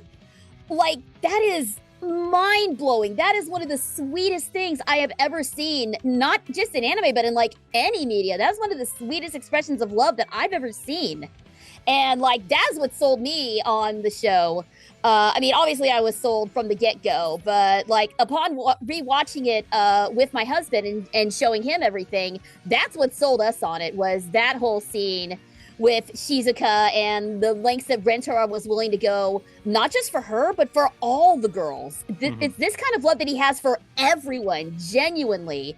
And it's just so freaking endearing and so wonderful to see. Every single episode, he proves why he loves each and every girlfriend. But there's a lot of people in certain communities that don't pay attention to that part. They just look at what he looks like or his attitude. They're like, he's a soft boy and he's ugly. Did you watch the show at all? Did you look at any of the episodes where he's constantly sacrificing himself for these girls? That's what women want. Yep. He broke the fourth wall to save Mei. Yeah. Exactly. I have a few This episode, Mei dies. I do have some theories about Rentaro that definitely make him a distinction difference, especially in the anime thing itself. I think, for one, Rentaro does give all of his girlfriends agency, and I think it's important that all of them have representative beyond their tropes, because the trope's there for the comedy, but like, there's so many points where Rentaro embolds them based on who they are, and they live their own lives, and he allows them to handle confrontations on their own and lets them kind of grow on their own, and he's just there to kind of support them on the process. So recognizing them as people is a big part of it, because a lot of these harems tend to have these girls being, hey, here's the weird quirk about them, and that's about it, or fits this certain fan service concept, and that's about it. And also, generally, when you look at protagonists in harem, they are so frustratingly annoying because they cannot see the most obvious, like, I love you signals ever. They're always just like, what are you talking about? Oh, this girl likes me? Oh, and it's so frustrating to watch a person bumble around that bad. Like, it doesn't mean like I'm good at noticing those things, but at the very least, I'm not as bad as these weirdos that they have sometimes in these harems that are just like, man, this guy sucks. Like, I hope it doesn't work out for him. Like, yeah, Rentaro, at the very least, he puts forth a lot of effort to make sure, again, that the people around him are happy, because it comes from a sincere part of caring. And it doesn't come from an idea that I'm going to care for one more than the other. What makes him special is that he cares for all of them regardless of this rule about the dying thing, which has no application beyond episode 1, that he sincerely cares about them. And it's not like he's pushing himself too far. He's superhuman. Let's all agree he's a superhuman person. He's sitting there going like, I've been up for a week, without sleep, and I like him talking about things where he's like, I'm gonna go on a jog today. 36 miles should do it. And you're just like, this guy's a creature at this point. Like, but yeah, there's so much of how he brings into it, and again, like how the girls support each other is what makes it different. That's what I was gonna say. Anyway, we'll just move on since I completely drew a blank there. Going on to the karaoke episode, which I think is a lot of people's favorite episode. Did anyone have any interest in actually dubbing the songs if you had the chance to? Yeah. I would have loved to have done it. I would have loved to have. The problem is there's a separate licensing for having the show versus getting to do the music in the show. And so we didn't have the licensing to do that, but I'm pretty sure most, if not all of us, really wanted to do our songs. Yeah. And it's crazy because they did it wasn't just those snippets from the episode. Like each girlfriend, even the Mimi and Mei, who weren't in the episode, got songs, and they're all on a soundtrack. They're full songs. Like even I love that soundtrack. It's so good. Really good soundtrack. But yeah, it's a shame, but I totally get the whole music thing of. I've seen it from people who talk about like a Zombieland Saga and all that. Those other like music related shows are like, why we can't do this? It's like it's such a shame. I'm glad we at least got to turn part of that into a joke in one of Rentaro's line where he's like, good Japanese pronunciation, Nano. Great Japanese pronunciation, Nano! We are getting the Idol arc coming up, though, so I wonder if maybe that could change, because sometimes at I Crunchyroll, hope they do the so. licensing for it. It's the big thing. Like that's the promotion what they're using so far. Like as of recording this, audience, the full trailer still isn't out for whatever reason. We're like 2 weeks away. Why don't we have a full trailer? Watch them make me eat my own words. And it's gonna be out by the time I get this video out. But yeah, that's like the big promotion of the season so far is the Idol arc, which is interesting because it's a good like maybe a third into the season if we're starting where I think we're gonna start with Chio's introduction. And it's just so interesting that this is their big thing. So maybe it would be great if you guys get the opportunity to do that if they're going all out for this season with the Idol arc being the main attraction. I want to make my singing debut in anime, please. Let me do it. Anyway. Well, I know I talked a lot to Rebecca I'm sorry, not Rebecca. I have a lot of times talking to our director saying like, yeah, I just blanked on names for some reason. But we were talking like, even though we only have these brief period of time to record for simuldub purposes, perhaps we can revisit this for the DVD releases, because what happens a lot of times is that we have to come back anyway to update lines when it comes to those, because the animators had more time of adding more flaps or they'll add little things. So often we'll go back and re-record some stuff. And so like conversations came to, it's like, let's hope that we can come back and dub those songs before the Blu-ray release. But it doesn't always happen. There's, as mentioned before, mixing music is considerably different than mixing ADR. There's a bunch of licensing agreements, despite the fact that I think most of this music is still going through the studio, because I think they have their own band, as far as I can tell. So I think a lot of the music was produced by them, but there's just a lot of red tape that you have to go through to do those kind of things. But as you said, like, if there's a whole arc devoted to them singing, we can only hope. I was going to say, the one show that was, if my favorite pop idol made it to the Budokan, I Would Die.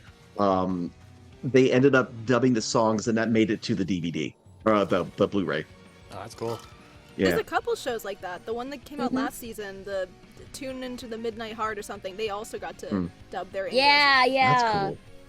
Probably my favorite Karane crash out with it's like, did you hear Rentaro? Karane can't wait to have your babies, and she just freaks out. it's easily my favorite of all those noises you make as Karane.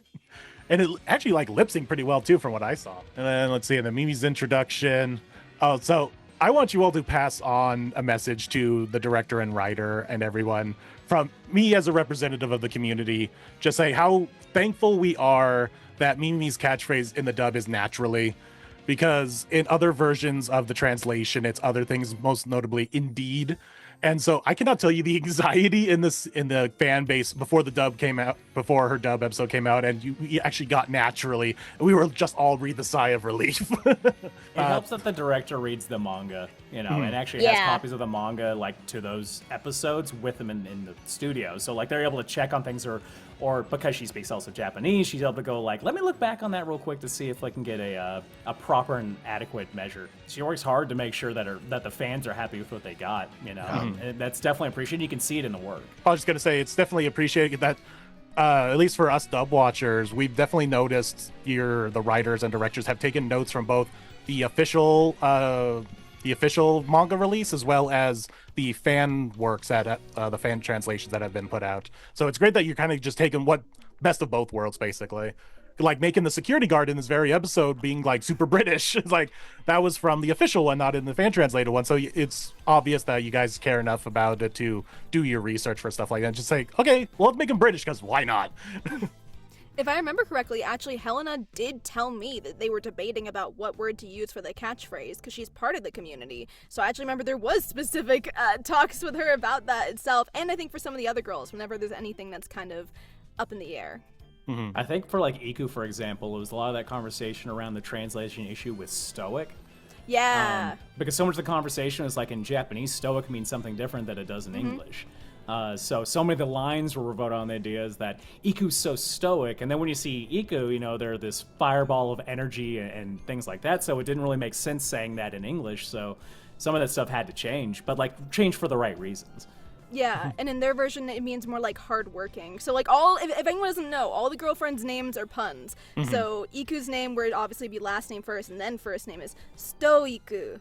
So Iku Suto, because there's also how to pronounce the name. Instead of just doing Suto, it'd be Stoiku. Stowe. And so there's always a lot of debate with those things. And speaking of an episode where like I had issues with pronouncing names, like you mentioned the Chanko Namishki sort of name, having to get comfortable to say Uskashi Sugi over and over again was a trial. Especially if that on episode 7 where it took a million takes where I do the line perfectly until I got to the name and I tongue-tied myself to hell. I remember going in for the next episode and I'm like, Helena, you'll be proud of me. I practiced that word all night last night. I'm so proud of you.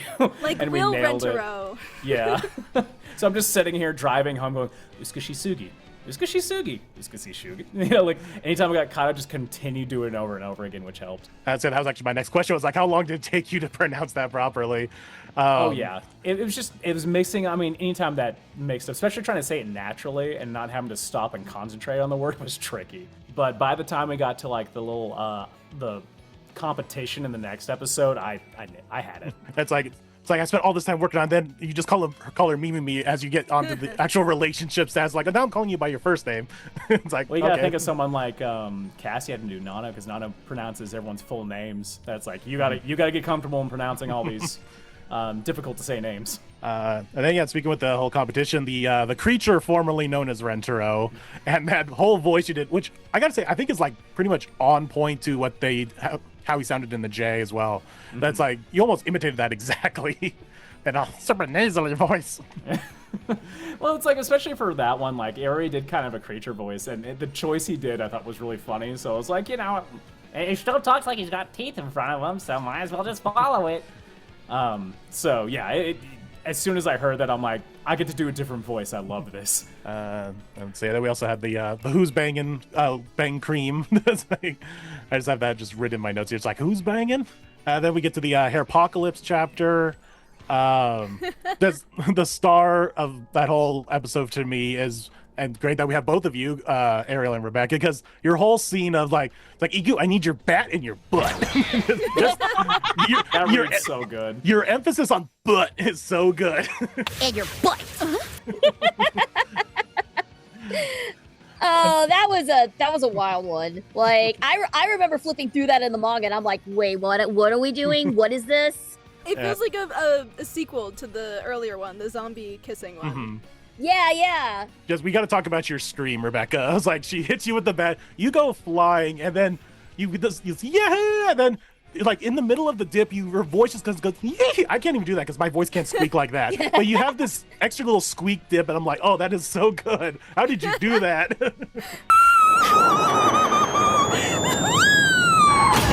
Honestly, I don't even know. This is also an episode I recorded with our assistant director, whose name is also Kevin. We mentioned him before, Kevin Thowell.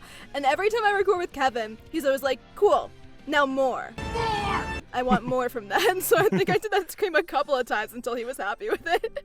I can see why you went with that one, because there's just this, like right at the very end, as you see her coming into frame, you just have this like a valley of your voice, and you're just like, oh, okay, it was so good. I love to use as much of my range as possible when I can with Iku, because she has a lower voice, even though it's mostly my voice, but she has a lower kind of register when she's talking normally, and then whenever she gets crazy, like I get to go as high as I want, which makes me so happy. Oh, and Jem, the way you leaned to the mic when the mommy of all humanity at the end of that, like, I don't know how that makes me feel. And then, no, you went even closer, went, including you. As the mommy of all humanity! Including you. Including you. Including you. Yeah, it's fun because it's, again, you're talking about using all your range. It's that plus no flaps on the narrator. So I can just, as long as it's within time, I can go as nuts as I need to be, or as low key. And I like narrators. They're fun. Yeah, you'll just have all that freedom as. Like, that's my favorite lines to do whenever I'm doing any voice work. It's like, oh, it's all mouth not shown. Yes, my favorite. I'm going to go wild. And you get that all the time as a narrator. And then being a narrator, go right into Mei as we briefly talked about the whole Mei dies. That was fun because the narrator's just like, he's up and usually he's not doing this, then he's just screaming or yelling something, but then it was really dramatic. I remember in this episode, Mei dies. Please, Mei Mei. On the final episode of the 100 Girls, and then you have to go, really, really, really, really love you. It's like trying to say this like ridiculous style in a serious voice. Really, really, really, really, really love you. Yes. Next time on the 100 Girlfriends Who Really, Really, Really, Really, Really Love You, the final episode, Mei Mei dies. No! I reject it! Whenever I do that, I have to. I literally count on my hand because I need to get 5. Don't go over. Don't go under. Really, really, really, really, really, really love you. And it's That's so good. And then Travis, you pull out your pirate accent in this hide and seek episode. Yeah. It was one of those ones, especially with that line, like the pirate accent wasn't there. I just, as soon as I read the line, I'm like, can I read this in a pirate accent, or at least give me the option to? And of course, it's the first one we did. Is like, yeah, cool, we like that. Let's stick with that.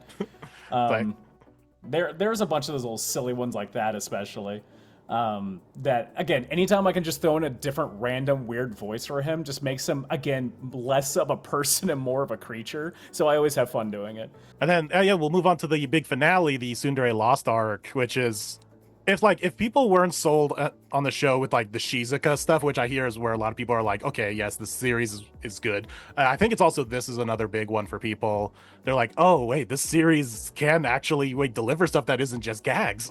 But yeah, you, Travis, Ariel, you both nailed all of this. Like, I've seen your visual reel, Travis, and I can see why you put this here. It's some of your best work. I just want to talk about that nightmare scene at the very beginning, Ariel, where Karane's like freaking out. It's like, oh my gosh, Rentaro's actually leaving me. And it's such a good scene too, because it's anime exclusive. It's not in the manga, but it sets up the whole arc of that so well. And you crushed that whole scene. Like you didn't have your typical tsundere like high pitchedness. Like it was serious Karane for a second. You're like, oh my god, we actually get serious Karane here for a second as she's like dealing with this like inner turmoil. So it's all great. Like I was so nervous when we came up to Tsundere Lost, because I knew this was the part of the story that the Karane fans really, really loved. This was one of the most important bits of her story, and I had to nail it.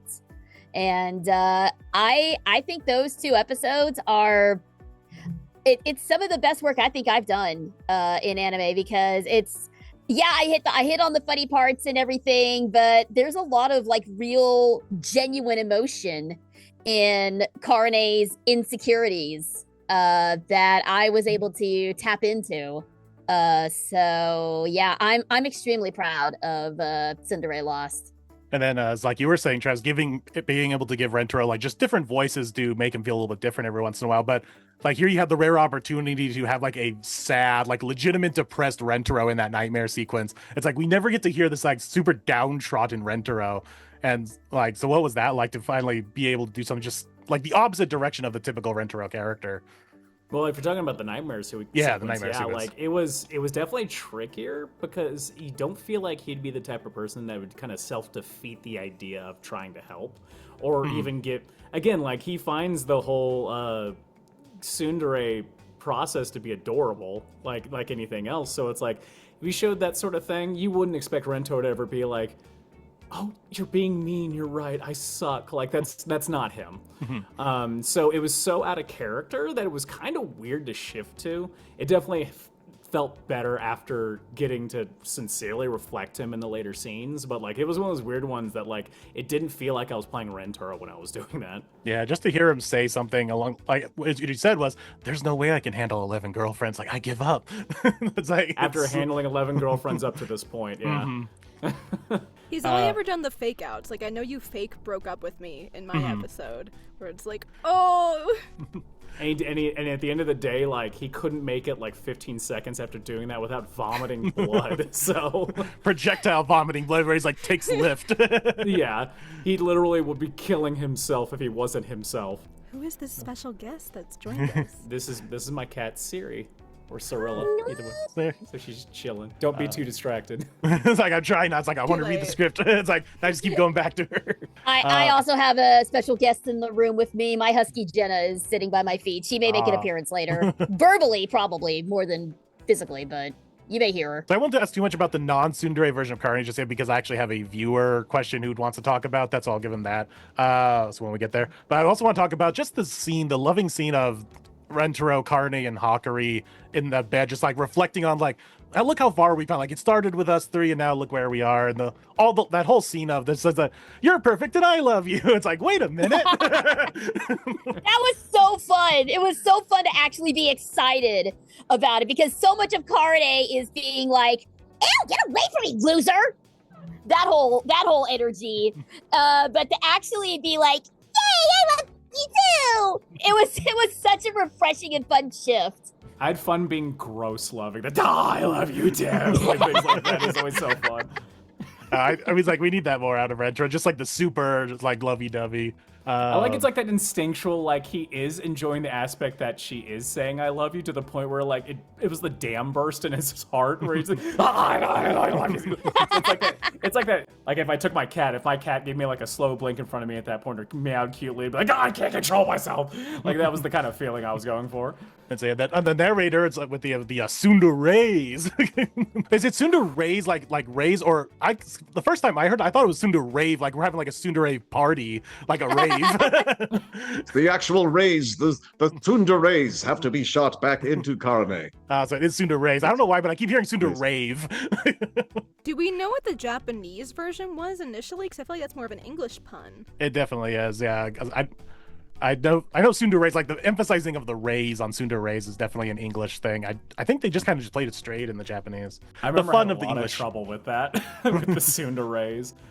Because every time I would say it, it'd be like I'd be trying to say it in a more natural way, and then Hella would be like, "No, it's tsundere, not tsundere." And I'm like, "What are you talking about? It's the same word." And so like, yeah, it was one of those things that like I had to come back later. That was another one where I'm like, I better just practice this word. So every tsundere had to be the ray had to be punched on its emphasis to holy hell, or it's just like.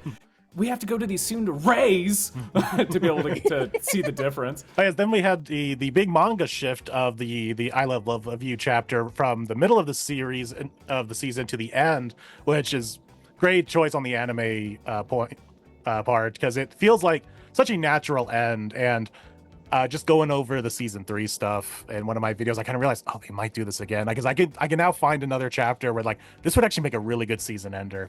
So I'm kind of hoping that's what they do again. And the anime team is just absolutely nailing it on how to adapt all this stuff. And of course we have some great lines like Iku's it's like, you still help me push my limits. Like it's such the craziest line of like, you helped me push me to my limit, but she's saying it so sincerely. It's like this is a actual good thing for her. Absolutely means it. Yeah, she values that kind of thing, you know? It's not always just a comedic little... Not the typical masochist stuff. Yeah. And the Karane with and Hakure's like, my daily groping sessions, like your daily whatting sessions, as she suplexes him. There's one thing that people don't always hear. I'm very much into anime soundtracks, like the background music. And when you work in anime, a lot of times you hear it all the time, so it sticks in your head. One thing I did notice about that particular scene is that every character has their own song theme of some kind. And if you listen to the background music of that scene, it's an overture of each of the characters as they go through them. So you can hear, like when Mei Mato shows up, you hear her music come in, and then when you hear Shizuka come in, you kind of hear her bits of her music kind of like sew into it. I think it's just a really cool detail. Music team did such a good job on this in general in Japan, because obviously not only is there like the opening and the ending, and like you were saying, that people don't notice the soundtrack stuff, which actually a lot of anime have, but I'm sure not all of them. But also if you look it up, in addition to the fact that there's longer versions of all the things like the karaoke songs, there's also specific versions of the opening song, the dun, dun, dun, dun, dun, dun, dun, with each girl singing it independently, or just all the girls singing it. And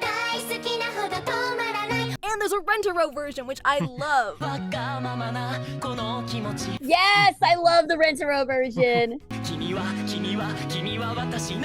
But going on the soundtrack thing, there is one track in particular that did get people's attention, and that was during the DBZ theme, because I had so many people going and telling me, "Did you guys actually use head Chala for that scene?" And I'm like, "No, we did not actually do that." But the way that the music sounded so close to the OG DBZ intro is just a testament to the music team in Japan. They are absolutely doing it.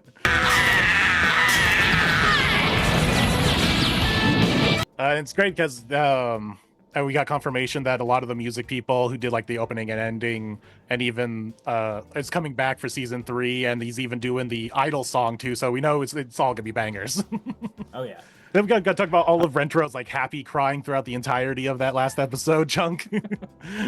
That was some difficult lines. I mean, both of the finales were like me screaming a bunch. Because like the first season, it was all the ghost stuff that I was just having to scream death screams on every line. But this one was like, I wanted them all to be funny, but I also wanted them all to be distinct. So like I was doing things where like I wanted to make my voice sound like a bottle rocket was shooting off, you know, and things like that. Just each one a little bit different. I remember some of them were just like, oh, that was a bad choice. I hurt after doing that one. It sounds great afterwards, but I'm gonna drink some tea right now between takes. Of course, there's the infamous Rentaro speech. We'll actually have some questions from viewers for that, so we'll save that at the end. So that's with season 2. Is there any other like lines or takes or anything throughout season 2 that you guys want to like bring up, of your personal favorite ones or anything? I will say that Karane's anger at being cut out of the food festival scene was real, because I did not know that. I read the manga and I'm like, oh, cool, I get to do like a spicy food bit, and then in the anime it's like, this scene was cut out, and I'm just like, what? So that was real rage for me, not just Karane rage. That was real. It was therapeutic. Some hijinks occurred and our girls won. You can read the manga for the spicy details. Hey, what'd you cut my scene for? A drawback of limited runtime, yep. I think the monologue between, not monologue, but like, I don't know how the bangs line between me and Mei became pretty much a meme now. Oh, I've seen you guys go ahead on Twitter. Millions of likes and stuff on TikTok and Instagram. And it's not even necessarily from 100 Girlfriends fans. It's from fans of bangs. Just being like, I can relate so hard, which I find super funny. What is the meme? I haven't seen it. Well, it's just a person posted the clip of me and Mei going back and forth, where she's like, I have to hold my bangs. You have to hold your bangs, back and forth. And then Love God doing the Britney Spears reference before blowing away. Like, it's like at like 6 million likes or things like that. Like outrageous stuff. That's and every insane. comment's just, and every comment's just like, as someone who bangs, I could relate, and things like that. So it was just the bang community that was into it. Hold my bangs! You have to hold your bangs? Be careful! You're gonna get hit! I have to hold my bangs! You have to hold your bangs! Look at— Because I don't think it was that intense like in the original Japanese, or maybe just knocked it up a couple notches of like the intensity of it. But Well, yeah. that was a one-take wonder as well, because it was wow. literally just we record them all at once, and because I was going off of what Marianne was doing, like I think I just naturally ramped it up into absurdity, and then they're like, I like the fact that you sound more desperate as you go. We're gonna keep that one. So I loved how it turned out, but like it was one of those things that later when I looked at it, I was like, why does this have so many views? I mean, I'm glad it does, but I'm just surprised. That's like, hey, anything that brings more to the dub watching community. Exactly.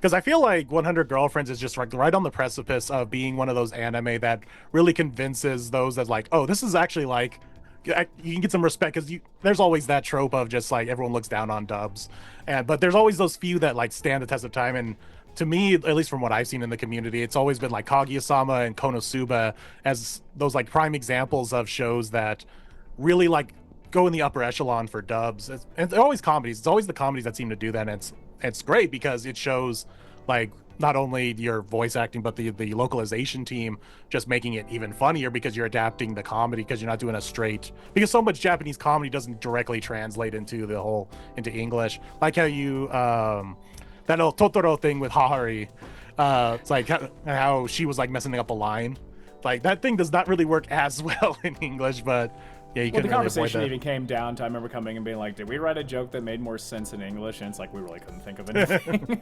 So we stuck with what they had. Only issue I had with that one is I had a really hard time, because we made a distinctive effort to not tap R's and things like that. Like, and it depends on the Yeah. anime you work. You can tap certain R's, so it'd be like Rentaro Aijo and things like that. But we decided to just speak it, you know, in a more of a natural tone for us. So the R's are going to be softer. So when it came to that one, I was supposed to say Totoro really fast. And for whatever reason, I couldn't do it. But if I said it with the tapped R, it worked fine. It was just it was a minor nitpick I gave myself that I don't think anyone noticed. But like I was sitting there going like, damn it, I messed it up. But that's voice actors for you. We look back at our minor lines being like, oh, I could have done that better. Yep. it's like if only I'd done it this way. It's always that like the comeback you come up with like 2 hours later in an argument. It's like, I should have said that. Well, it's like if you have a zit and people don't notice it until you point it out. So it's one of those things that's only an issue until you make it an issue. All right. So yes, that is everything, at least from my rewatching of it. So now we got a couple questions from my fellow 100 Girlfriends content creators. So these are from Red and Rails over at Chaos Squared. For anyone watching this video who doesn't know them, they do multi-hour live streams talking about the latest chapters when the latest English chapter drops. So if I'll put a little link right here, Earl, if you want to link them here. So if you want to go check that out. They just are two dudes who chat away about what they thought about the chapter and anything else that comes to mind, and it always leads to like 2 hour, 3 hour long streams. Those two love to yap. So if that might interest you, like I said, go check them out. So first we have Mr. Yapperman himself, Red, who has a few questions for everyone. Has your perception of the series changed from when you first heard about it until now? And he gives a little quote here saying, like, for example, when I first saw the title, I assumed it would be slop anime, but it turned out to be actually really deep and charming. So I guess the question is from hearing from the premise or the title, and then you're like actually get into the booth and like, oh wait, this actually is something completely different. I'll say that was my first take, was like, oh, this will be interesting, you know. And as you go through, and that very first episode, you get to the ending, and Travis, I think you had recorded before I did, because it was like, oh, the narrator's got a few lines, we'll record them last, and I'm seeing this whole scene. It's like, oh my gosh, he really cares about them. And I was like, I think this is going to be fun. And as the show went on, it's just, it's one of my favorite shows to work on. That's why I was, it was kind of up in the air as to whether or not we were going to get a season 2. And I'm like, oh no, we had to keep going. And I was so happy that season 3 is coming out. So yeah. I was just going to say, it's like, no, we got to get a full adaptation. This is the next One Piece. We're going to go on for 20 years. It's going to take that long just to finish the manga. Here's hoping. Job security. For me, I came in season 2, so I actually hadn't seen the show before. I had friends that love the show, so they would talk about it, and I'm like, oh, that's like a fun premise, a guy who has like a bunch of girlfriends. And then after, the auditions themselves were fun, because then I found out more about it, but I still hadn't watched the show until I got cast, and I was like, okay, let me do my research. I'm gonna watch like at least part of the first season just to see what it's about. And I don't always watch all of a show, because sometimes you watch it and you're like, okay, this is kind of hard to watch. But like, I fell in love with it, especially because I started watching the dub version because I wanted to see who my fellow actors were and how they were handling the series. And just watching all the care that everyone put into it and the writing, I was like, this is awesome. I am so excited to get to be in this. So I fell in love instantly after watching it. I think for me, I was also one of those people that when I got the opportunity to be it, I didn't necessarily audition for the character Rentaro. I worked with Helena before and worked on comedy things, and I thought, I guess she just felt like he's got good comedy shot. You know, let's give him a shot at this. And then when I saw the title, I will readily admit, my first thought is is this going to be some kind of light novel isekai sort of thing? Because we're used to super long titles being involved with, I can't believe blah blah blah blah blah blah blah, and shows pop up every year or at least every season. And for me, I'm always going to give 100% no matter what the show is, just because if I don't get enjoyment in doing this process. But as soon as I heard about that, I read the synopsis about it. I'm like, this sounds pretty funny. But the moment that I clicked it was something special was after seeing what people were saying about Rentaro even before I got cast as him. I went to social media, because sometimes I'll do that. I'll do research on a show, just see what people in the outside world say about it. And just the amount of people that were just like, he's the best harem protagonist ever in the best harem. And he's, as I mentioned things like Chad Turo, and, he's perfect. I love him and things like that. And I even messages being like, God, I hope the person they get does him justice and things like that. And I just told myself, at that point, I realized that I had a bit of a responsibility to do this well. I had to. Like, I couldn't imagine doing this, not just for myself, but the people who watch it. Like, if I half-assed this or did this wrong, like, this guy has quite the following even before the show came out. I had people asking me about the monologue before, like, as soon as I announced it, and I'm just like, I have no idea what you're talking about, but I'll do my best. But the pressure on that casting became that much more real and that much more intense for me. Like, I was anxious before I recorded, and I was anxious before the episode came out, because I always think, like, boy, I hope people like the choices that I made. I hope they really like this. Not just for me, but again, like, just so I can do this show that clearly has so much love behind it, the justice it deserves. And the moment that I figured out it was bigger, way bigger than I thought it was the moment that I had to lock in. So that's why every episode I'm willing to yell my lungs out for it, because it deserves it. Yeah, my answer is actually pretty similar to Travis's. Helena asked me to join the show personally, because we'd worked together, and she offered me the role of Karane at the very beginning, and of course I accepted, because I love dubbing anime. It's what I live for. I love this job that I get to do, so of course I accepted. After the first episode, I actually remember being like, ooh, is this gonna be all right? Is this gonna be a raunchy show? Did I sign on for a raunchy show by mistake? But I just kind of kept going in, kept reading, I remember, like, there were several scenes in the manga where my eyes just went like, oh my god, I'm doing what? I think that was the ceiling scene that I first read that in the manga, and I'm like, oh god, I'm gonna have to do this. So I was really nervous for that reason, and also because Karane is such a different character from the other characters that I've usually played in the past. Usually I've been like very bright and chipper characters, or, you know, femme fatales for some reason. I don't know how that happens, but so Karane was an extremely different character. I had never played a character who was so, like, dishonest about her own emotions, but at the same time was so emotional. Strictly put, I'd never played a tsundere before, and so again, I kind of found out that, hey, she's actually super popular. A lot of people really love her, so I kind of felt that pressure as well. But like I said, the more I got working on the show, the more I learned about the characters, the more I realized, yes, I love this show. I got to give it 110%. So I think it was about the time that Shizuka was introduced is when I started. I mean, I was locked in from the beginning, but it was like when I really realized that, oh, this show is something different. This is not just a harem. This is something altogether different and magical. And I kind of just, it kind of shifted my whole perspective on the thing. And yeah, I put my heart and soul into every part I do. But Karane and this show in particular is just something altogether different and special to me. Yeah, I don't know if you feel this, Ariel, but I felt it at a certain point. And not to even sound sort of ownership egotistical, but a couple episodes in, I eventually kind of felt this thing of like, man, this character was made for me. It feels like it. So like by that episode 3 point, I'm just like, I can't imagine anyone. It's, again, not to sound arrogant, but it was almost like I can't imagine anyone playing this person other than me now. Like, it's just how my mindset went, which is a confidence thing, but it's also comes down to me just sincerely attaching to the character that much that I'm just like, I don't want anyone else to be this boy. I want to be this boy. You know, we all of us, we always put whatever we have into whatever it is that we're doing. You know, if I'm, you know, I basically do a lot of bits. I've got a character. I've been kind of typecast as a character actor, so it's like I'll get called in. Okay, you need to come in. You're this ramen chef.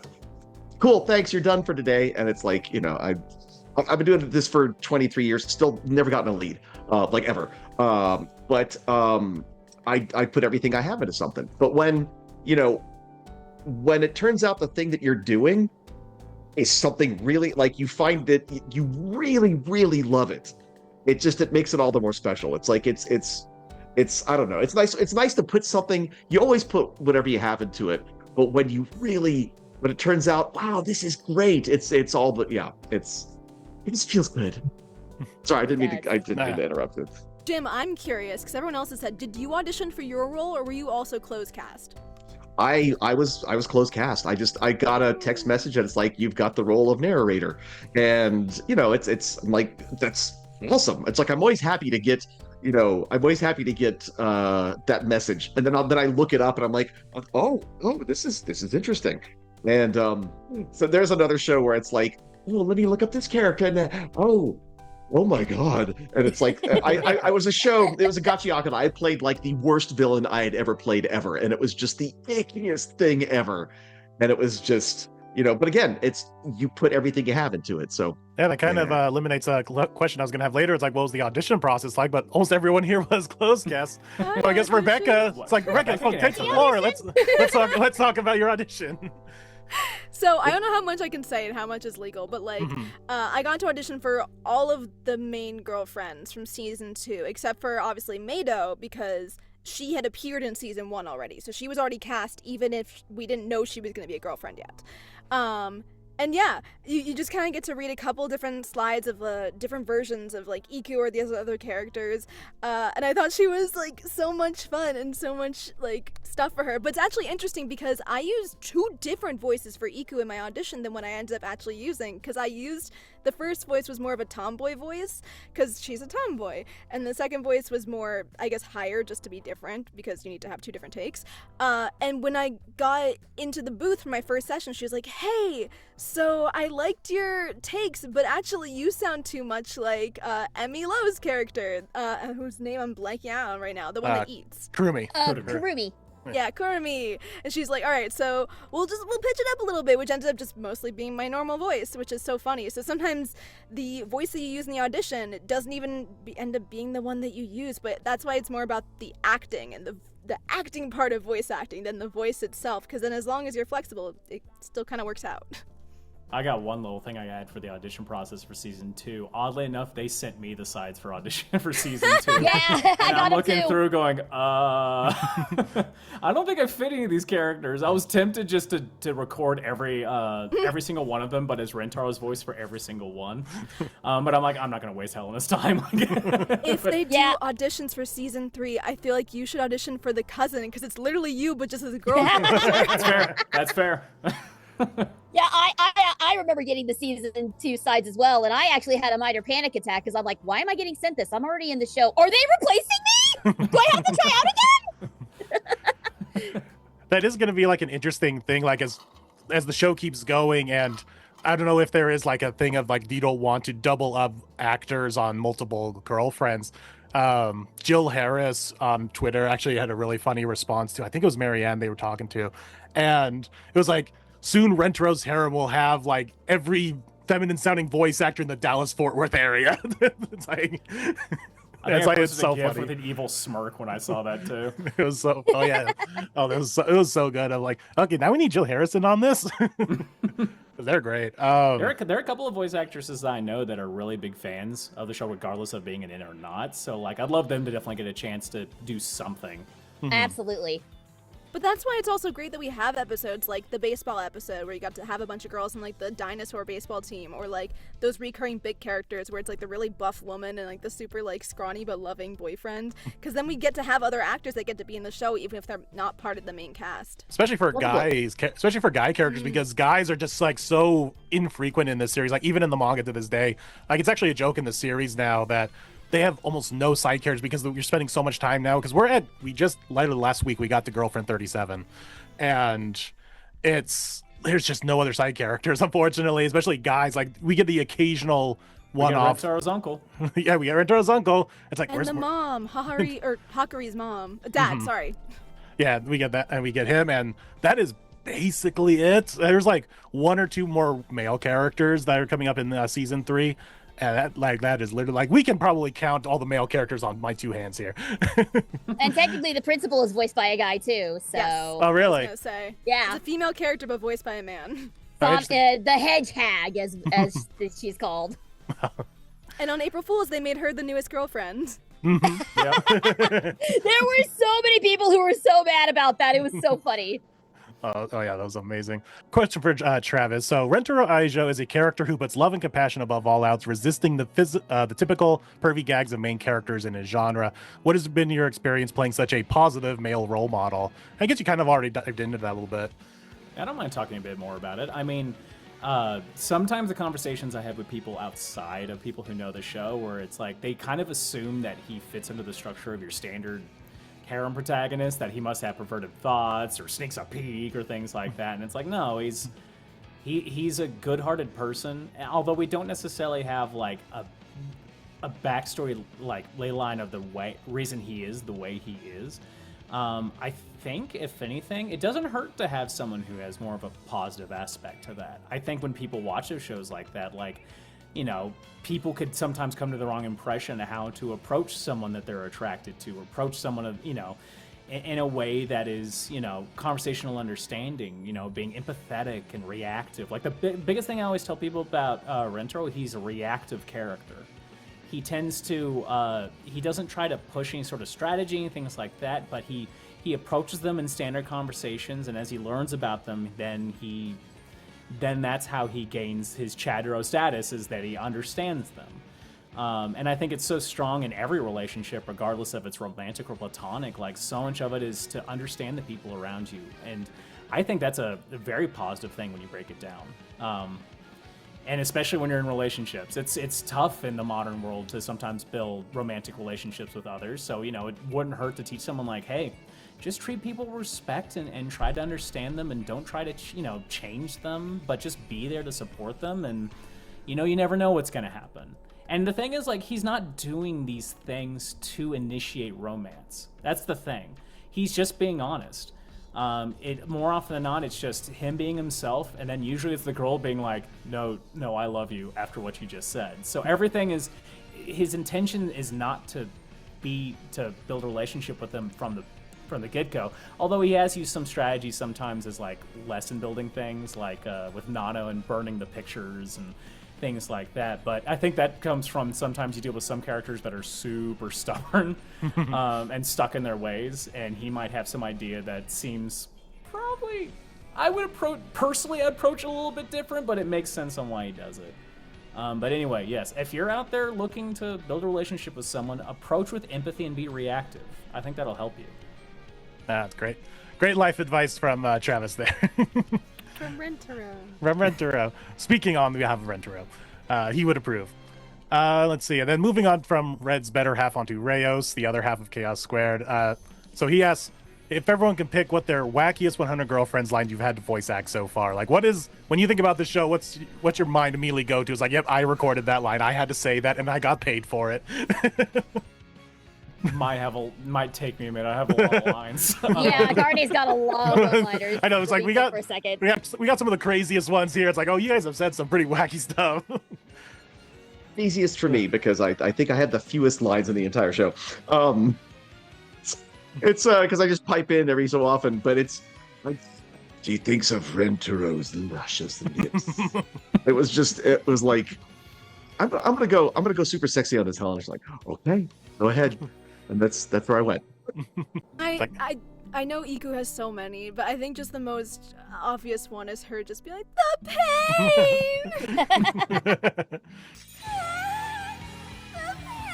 I can hear the heart emoji. As Retro says, like, you can hear the heart emojis on the end of that. Let's see. While you guys think, we already went over the audition process. I will say for Rentaro, the tough part for me is that I think some prior roles I've gotten have hardened my heart from hearing anything that's like, whoa, that's too far. Because I've played some characters in some shows that have said things that have physically made me cringe after saying them. So when I got to Rentaro and Innocent Boy, like, he never says anything that's like, whoa. It's, you know, he'll say something that's funny and I'll laugh at often while reading the line. Like, popped in my head is like when Nano's licking his finger and he's just like, she's sucking on my ugly dumb finger. We just had that idea of just him insulting his own finger would be funny, and calling it ugly and dumb, and you know, things like that. So I get more fun things, but like, yeah, I've played roles with way more cringy dialogue that makes me go, why do I have to say this? If you've seen Kamikatsu, you know exactly what I'm talking about. Yeah, like I said, I guess it's really hard because there are so many things that Karane says that are just like so out of pocket. I think the one that finally came to mind was when the zing happens between Rentaro and Hahari. And Karane's crashed out on that, her just screaming about this is Hakare's mom, she came out of that chick's hoo-ha! Yeah. That was the one that like got everybody laughing. That was the one that everybody lost it over in the studio. And myself included, because I'm like, did I actually just say that? That's probably the one that comes to mind. Yeah, that's a good contender, yeah. I know Rentaro will destroy every one of us for this question, but I gotta ask it anyway. If you have one, who is your favorite girlfriend so far? You know, it's so funny. I've had people ask me that at conventions before, and I have to specify, like, my answer's different than my character's. Let's just put it that way. Because I remember one point saying an answer before saying that, and she's like, I'm gonna write down that Rentaro said that. I'm like, no, stop. Honestly, like, going based on season 2 cast, I'm assuming, right? Because again, I read the manga, so I know the ones keep spoiler free as possible. It is always for me a toss up between Karane and Shizuka, I have to say. Write that down! Shizuka, because every single one of her jokes just works. She is both the most adorable, like legit adorable characters, and oddly one of the funniest too, in my opinion. But Karane is like definitely the one that I always, every line's amazing. I love that she's basically the glue that holds the entire group together, in my opinion. And it's not because she's a straight character, but like she's almost like, I always describe her as kind of the supportive big sister to everyone in the series, you know? So like will get angry, but she'll get angry on other people's behalf and she'll defend them, you know? And also, you know, I could relate to the aspect of like low self-esteem based on how you feel your personality or physical appearance are like very relatable things. That's why like I think I could vibe so well emotionally with a lot of those scenes. It's because like, dude, I've been through that same thing where I'll be invited out to go sit at a swimming pool and be like, I don't want to take my shirt off, like, you know, and things like that. So it was easy to find something there to attach to. So Karane is my favorite, technically, and then Shizuka's very close second. I will say, I get the feeling that the mangaka also loves these two maybe the most. Obviously, I can't speak on their behalf, but I feel like they get the most, not just screen time, but most moments that, like, you know, most girls, you introduce them, and then it's like they have their moment, and then we move on to the next girl. But they always return to stuff with Shizuka and Karane, so we get more of these moments that make us want to fall in love with them. Mm-hmm. Yeah, it's been a joke in the manga that I even made in my videos of like, you know, it's especially with Shizuka because she's had 2-3, I'm off the top of my head, of like dedicated chapters to them, even like multi-chapter arcs. I'm like, this is clearly your favorite, Nakamura. It's like, which is funny because just briefly is when you look at his Twitter, like the one that he retweets like the most art of and whatnot, and the character that he presents the most, because he has like these dolls of a lot of the like first two or three sets of the girlfriends. He uses Kasuri a lot, and even for his birthday, the illustrator made a little special illustration for him, and it was Kasuri as the girlfriend. So it's like, I feel like Kasuri's also probably his favorite character, which is interesting because writing wise it's not, but it's Shizuka. But it's interesting that Kasuri is like his favorite character, just I guess in general it feels like. Well, I mean, outside of Rentaro, Kusuri and Hahari are like the most important to plot happening. They're the plot device characters, yeah. Yeah. Druggy Wuggy. All the Druggy Wuggies. I have to say, like, and to be vague, at least on the aspect of the manga, but as they add more girls, they do find more scenes of, like, pairing the girls together in individual chapters of, like, this is Iku hanging out with this girl and, like, their interactions and things like that, or this is an individual date. Like, I know there's like, a batting cage one with Iku and Rentaro that's really good.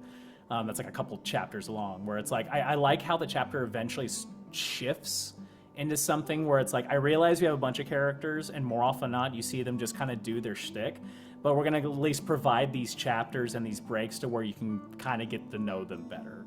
which it's tough. Like, I don't know how they're gonna do it getting into the the above 50s mark, but I'm excited to see what they do. Yeah, that's what I've always said is like the strength of this chapter, and multiple times in my videos, is the fact that he is such a writer in the sense that you have this insane premise, but you actually do take the time to just be like, okay, yeah, here's a date with Rentaro and Iku, even though it's been like 5 girlfriends since Iku's been introduced, and and I'm hoping that's we're going to be seeing that chapter in the upcoming season 3, because that's when it should appear.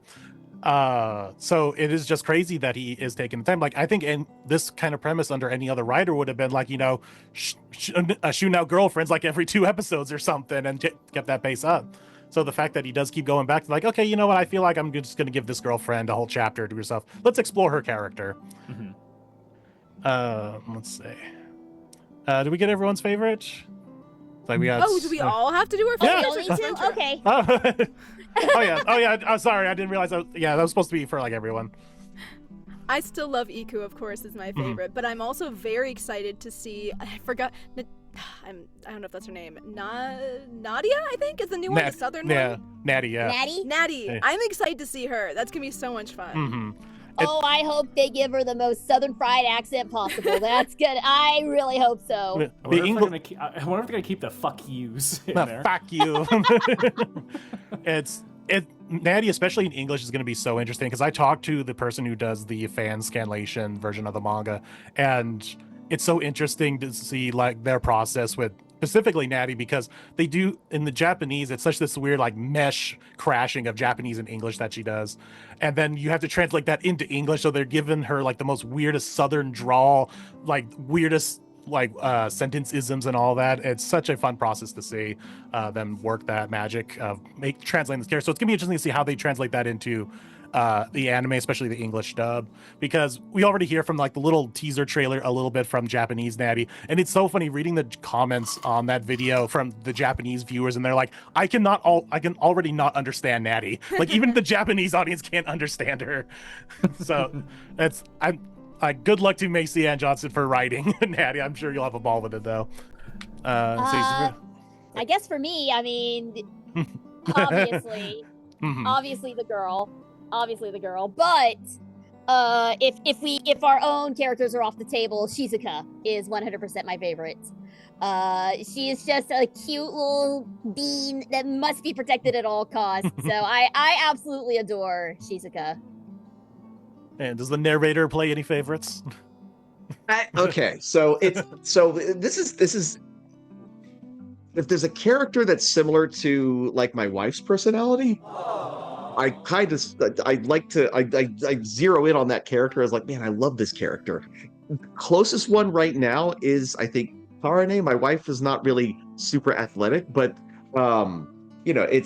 she's very matter of fact. She's the most like, if you were to take basically the Karane character and like dial it back to like a normal everyday person, like take away the exaggeration of the character, I'd say it's pretty close to my wife. So I think I like Karane the most because of that. But as the show goes on, if there's somebody who's even closer to like my wife's personality, I'll probably go, no, they're my favorite. So it's hard to pick a favorite, It is. Let's just put your wife in the show. We'll just get rid of that whole issue. She did record an educational segment for the Silver Fox on Kimono Friends, so technically she has done. They needed different, but they needed like scientists, and so she works at a museum. So she and a bunch of her co-workers, I was able to round them up, and so yeah, they all did educational segments. So that's really cool. Oh, cute! Yeah. Now we're going to move on to the viewers from the Chaos Square Discord channel. So first up, we have Richmond, who asked, did any of you read the manga study material in preparation for your roles? Or did you read it afterwards? I read the entirety of season 1 as I was recording for Karane. I have not gotten around to season 2 and 3 because I am a firm believer in purchasing the manga instead of using scanlations, if at all possible, and money's a little tight. But I would like to catch up on the manga eventually. But yes, for season 1, I absolutely did read ahead. Volumes 1, 2, and 3. I did not.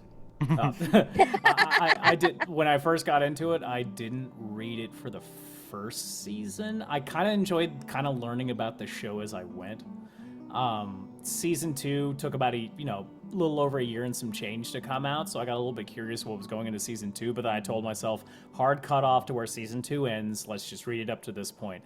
And then not knowing there'd be any more seasons, I'm like, I really want to know what happens though. So I read all of it. So I kind of spoiled myself on some of it, but I'm sure I'll forget it at some point or forget certain aspects of it. But yeah, I could only stop myself for so long. Yeah, I watched. Oh, go on, Jay. Oh, you go. I already said it. So I already watched the whole anime from when I got into it, because luckily I was in season 2, so we already had a whole season to kind of watch. And then after my main 2 episodes with Iku, then I kind of started reading a little bit more into it and trying to find especially some of the Iku scenes and also some of the new upcoming girls. Because I'm similar to Travis. I haven't gone all the way yet, but like sometimes I do want to just like learn more and be like, okay, well, let's see where it continues. I watched the episode. I watched the Japanese episode because we're usually about 2 weeks ahead before the English. So I'll watch the Japanese episode ahead of time. Mm-hmm. It's interesting because the narrator doesn't have a character arc like a lot of like the characters in the show do. The narrator is, the omnipotent. I'm narrating what's happening. So it's not as much of I think a professional requirement. If I have shows where I play characters, I will watch ahead of time, and I will also go and I'll read ahead to find out what are their goals, where are they going, what happens in their lives, because all these characters have plans where they want to go, and so I kind of have the luxury with the narrator to be surprised as it goes along. I like the surprise of the show, of watching it, specifically this one. I don't want to know who's coming up because I want to be surprised as it goes along. So basically, for all of season 2, I thought about reading ahead, but there's something fun about when the love at first sight spark happens, to see it in the Japanese the first time watching it. I don't know. It's the only show where I specifically have waited to watch the Japanese. That's a totally valid reason, especially because it's like you said, the joy in meeting everyone for the first time definitely has something to that. Yeah, it's the luxury of not having a story arc, of just being the narrator. Mm-hmm. I can take it slowly.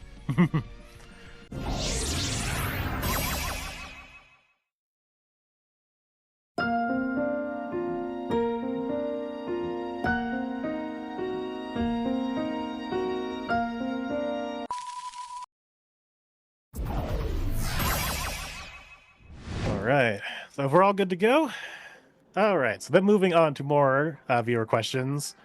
So Ben Tim 10 asks, who is the creator of the channel that does a lot of just the montages of best moments from the dub. So he wanted to first ask that, getting back to the Rentaro speech, how many takes / how long did it take to actually do the speech? Well, we did book an entire session to do it.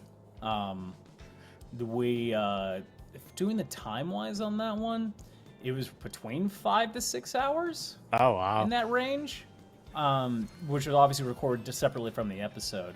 Ended up being an 11-hour total recording session for that episode. It was definitely one of the longest ones I've ever done. The tricky part of that was the engineer didn't necessarily know how to record and produce it properly. They were even asking me, how do we do this? Take-wise, it was one of those things that it was all about approach, because we were doing something that they'd never really done before. And the way that we did it was I just said, hey, just press record. I will record as long as I can go. If there's a mistake, we can stop, fix things as we go, and we'll go back and fix things as we'll pick things. So it was one of those things we'd go back, and if there was a line that was something was mispronounced during the process, we'd go back and make adjustments. But some of that stuff was me reading straight up paragraphs as it went. Luckily, I didn't have to go to flaps. Luckily, I wasn't pushing that sort of thing because we knew we were going to speed it up. But it was one of those super long things that like no one at the studio knew how to do. So by the end of it, like almost the entire writing team went into the studio to hear it, which I thought was really cool. Like Macy went in there, and Ben Phillips, another good friend of mine, all kind of went in there to find let's listen to this without the edits and see what it sounds like. It was a journey. How long was it for the speed? like the entire recording of the line, I guess you could say. Yeah. How long is that before it was sped up for the show? 14 minutes. Wow. Yeah. Wow. 14 minutes of straight dialogue, which everyone here in the least voice anime knows, like, voicing over in lines can be tedious, so, like, things can take a long time. That's why it took 6 hours, because it was multiple thousands of words, and I had to read it multiple times. So, like, that was a day of recording probably up to 20,000 words. And I think you told me that yours was all real. Well, not that the other one isn't real, but you did it all with unique words, as opposed to Japanese, where at one point they just repeated the loop. Yeah, for this one, like, legitimately, we had a script. So, like, every single one of them would be, I love this character for this, I love this character for this, but, like, when I thought about it, especially going ahead of time, like, I thought most of the time, especially working in weekly dubbing environment, that they would have me record maybe a paragraph and then just blah, blah, blah, because they sped it up and no one would hear it anyway. But, like, I was in mind, like, I hope I get to do the whole thing, because so many people have asked me about this, that if I don't do the whole thing and I say that I didn't do it, like, I would never hear the end of it. Plus, I wanted the challenge and the payday. So so yeah, the thing about, especially on the English dub one, was, I mean, compared to even the anime version was longer than the manga because they had 2 more characters. Within those lines, I was also acting as certain characters. Like, I would be like, I love when Iku says this, and I would say it in character. And then there was even a couple lines just for my own reference where it's like, I love how Travis is almost done with this monologue, and things like that was mixed in. It was a monster, but it's one of those things that every time I'm asked about Rento, they ask, did you do it? I'm like, oh yeah. Can't say that there's going to be a whole lot of people. I don't know what they're going to do with the full version at this point. Like, I had people ask me, I just don't have any clue. None of us ever do. But here's hoping that at some point, not too distant future, it's available for people to listen to, because I had a blast doing it. It'd be a heck of a Blu-ray extra or something like that. I was gonna say, throw it on the Blu-ray. Yeah, that's what they're doing in the Japanese, is that they're putting Watsu's without edits in there. Obviously, like, I've only mentioned, like, I hope they can do that. I wouldn't mind if they would do that, but yeah. It's up to people beyond my pay grade in that sense. Hey, fans! Yeah. Write in how you want to hear it. And it comes out. I know it's not even a marketing thing, but season 2 comes out next month, so it also comes out in July, along with also season 3, and also the card game in English is coming out in July as well. Oh, that's so right. July's going to be a big. The card game's coming here. Yep. The Union Arena in English is coming out early July, so I've been trying to find a way to pre-order the cards.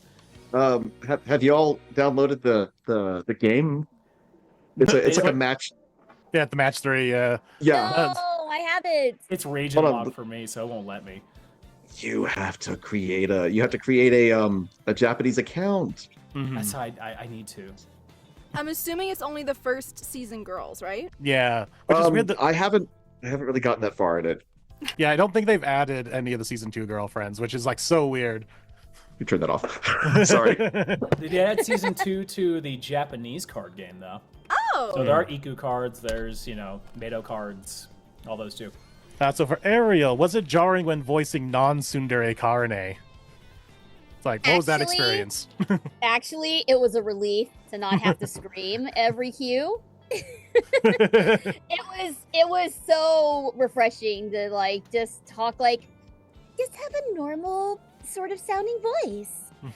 In fact, the first time that I busted that voice out when we recorded that scene, Helena and the ADR director were like, they're gonna think that we've hired a different actress for non-tsundere Karane, because my voice was so starkly different than what it was before. But honestly, it was a relief, because as much as I love recording for Karane, as much as I love her, all of her constant yelling and screaming, it does take a toll on my voice.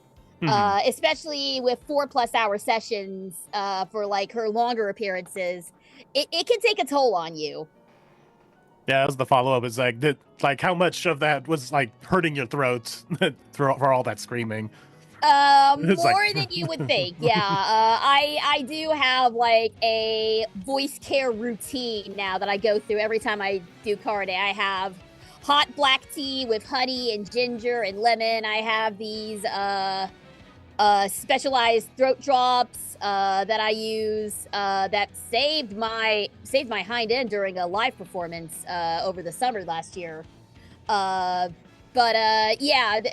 take care of your voice, people.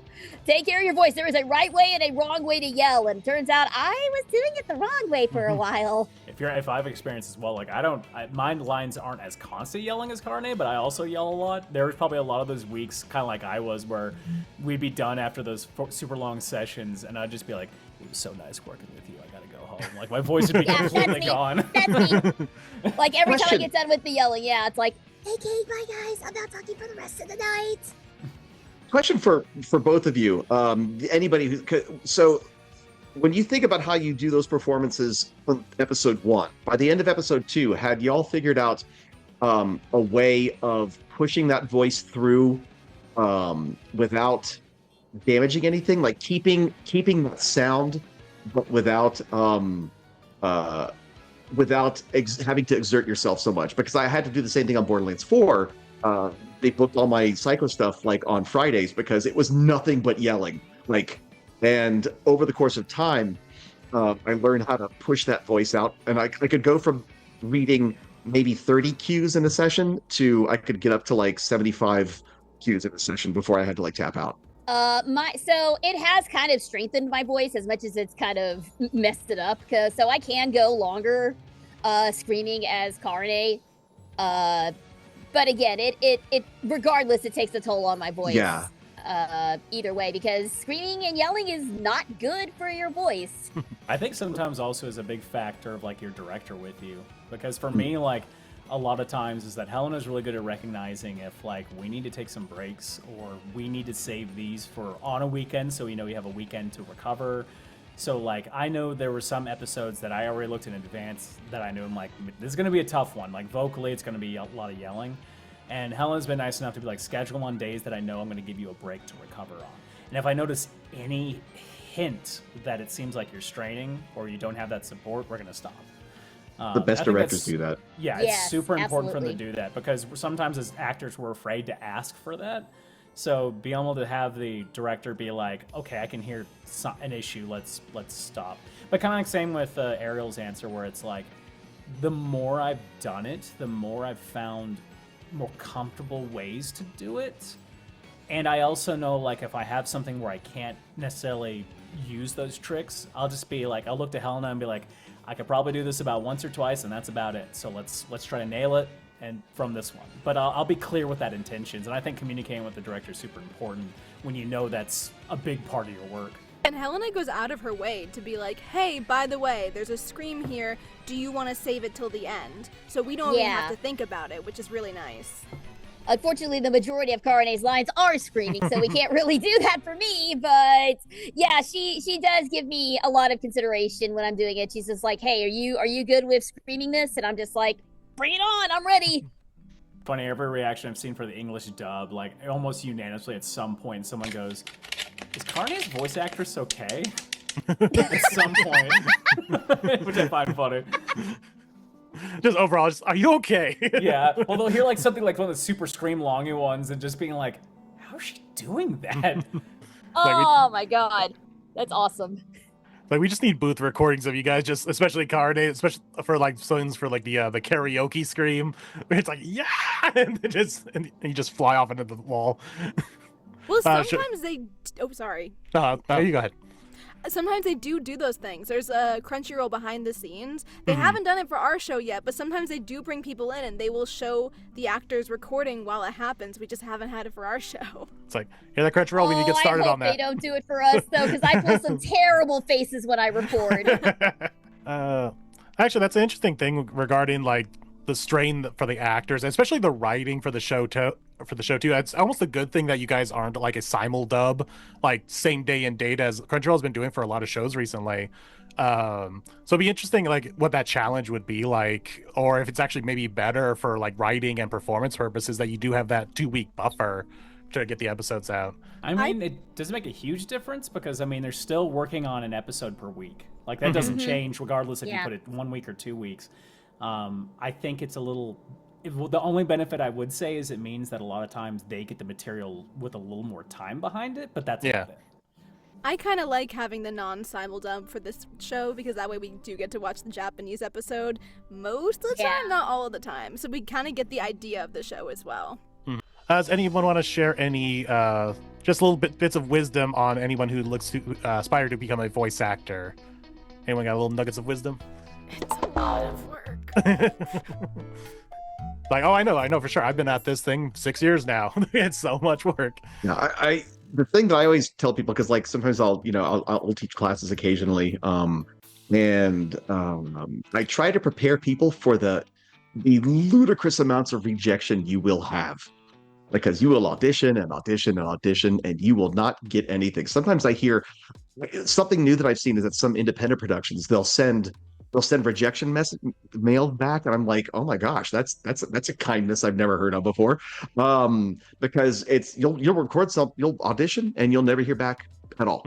It's just, and you'll see it on a pre-roll YouTube commercial, and you're like, oh, that's what they were looking for. That was nothing like the spec, and it's even after 23 years, I still have serious bouts of imposter syndrome, because it's like, you'll think, man, why am I even doing this? Because I haven't gotten anywhere. Like I wasn't in Crunchy in the studio after the end of Hell's Paradise this season. I wasn't in for like a few months. And then, I came in, the story has started up again. Yay! I was so happy because it was like, nobody likes me. And that's something that will creep into your head no matter what.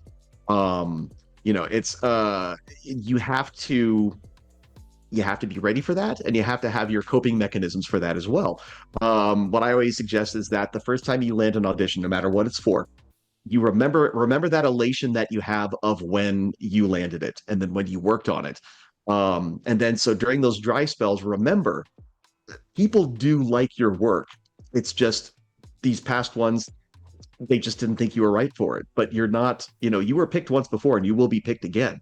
I've got a little fan charm of Claptrap that somebody made. It's like a little ball version of him, like a little squishy ball. And he is hanging in my booth upstairs because it's like, if I go into audition, it's like I look at him, I'm like, there are people who like your work. And it's just, it's self-encouragement.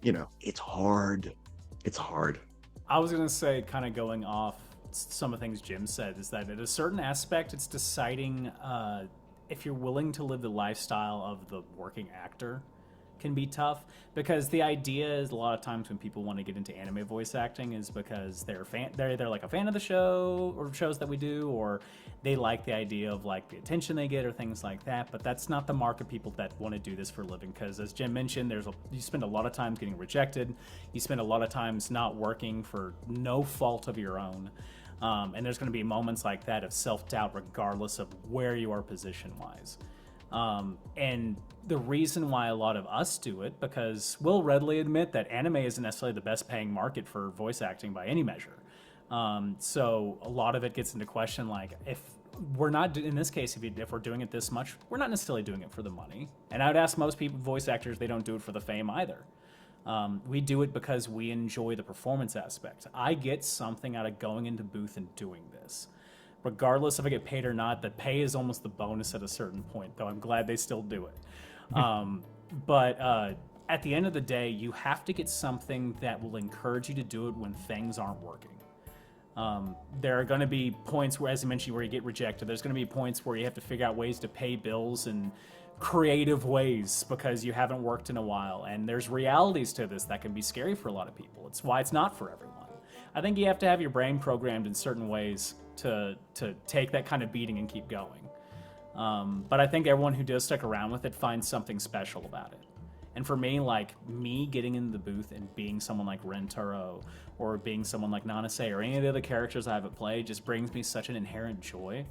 And the older I've gotten, the more I try to enjoy it in the moment, because this can go so fast.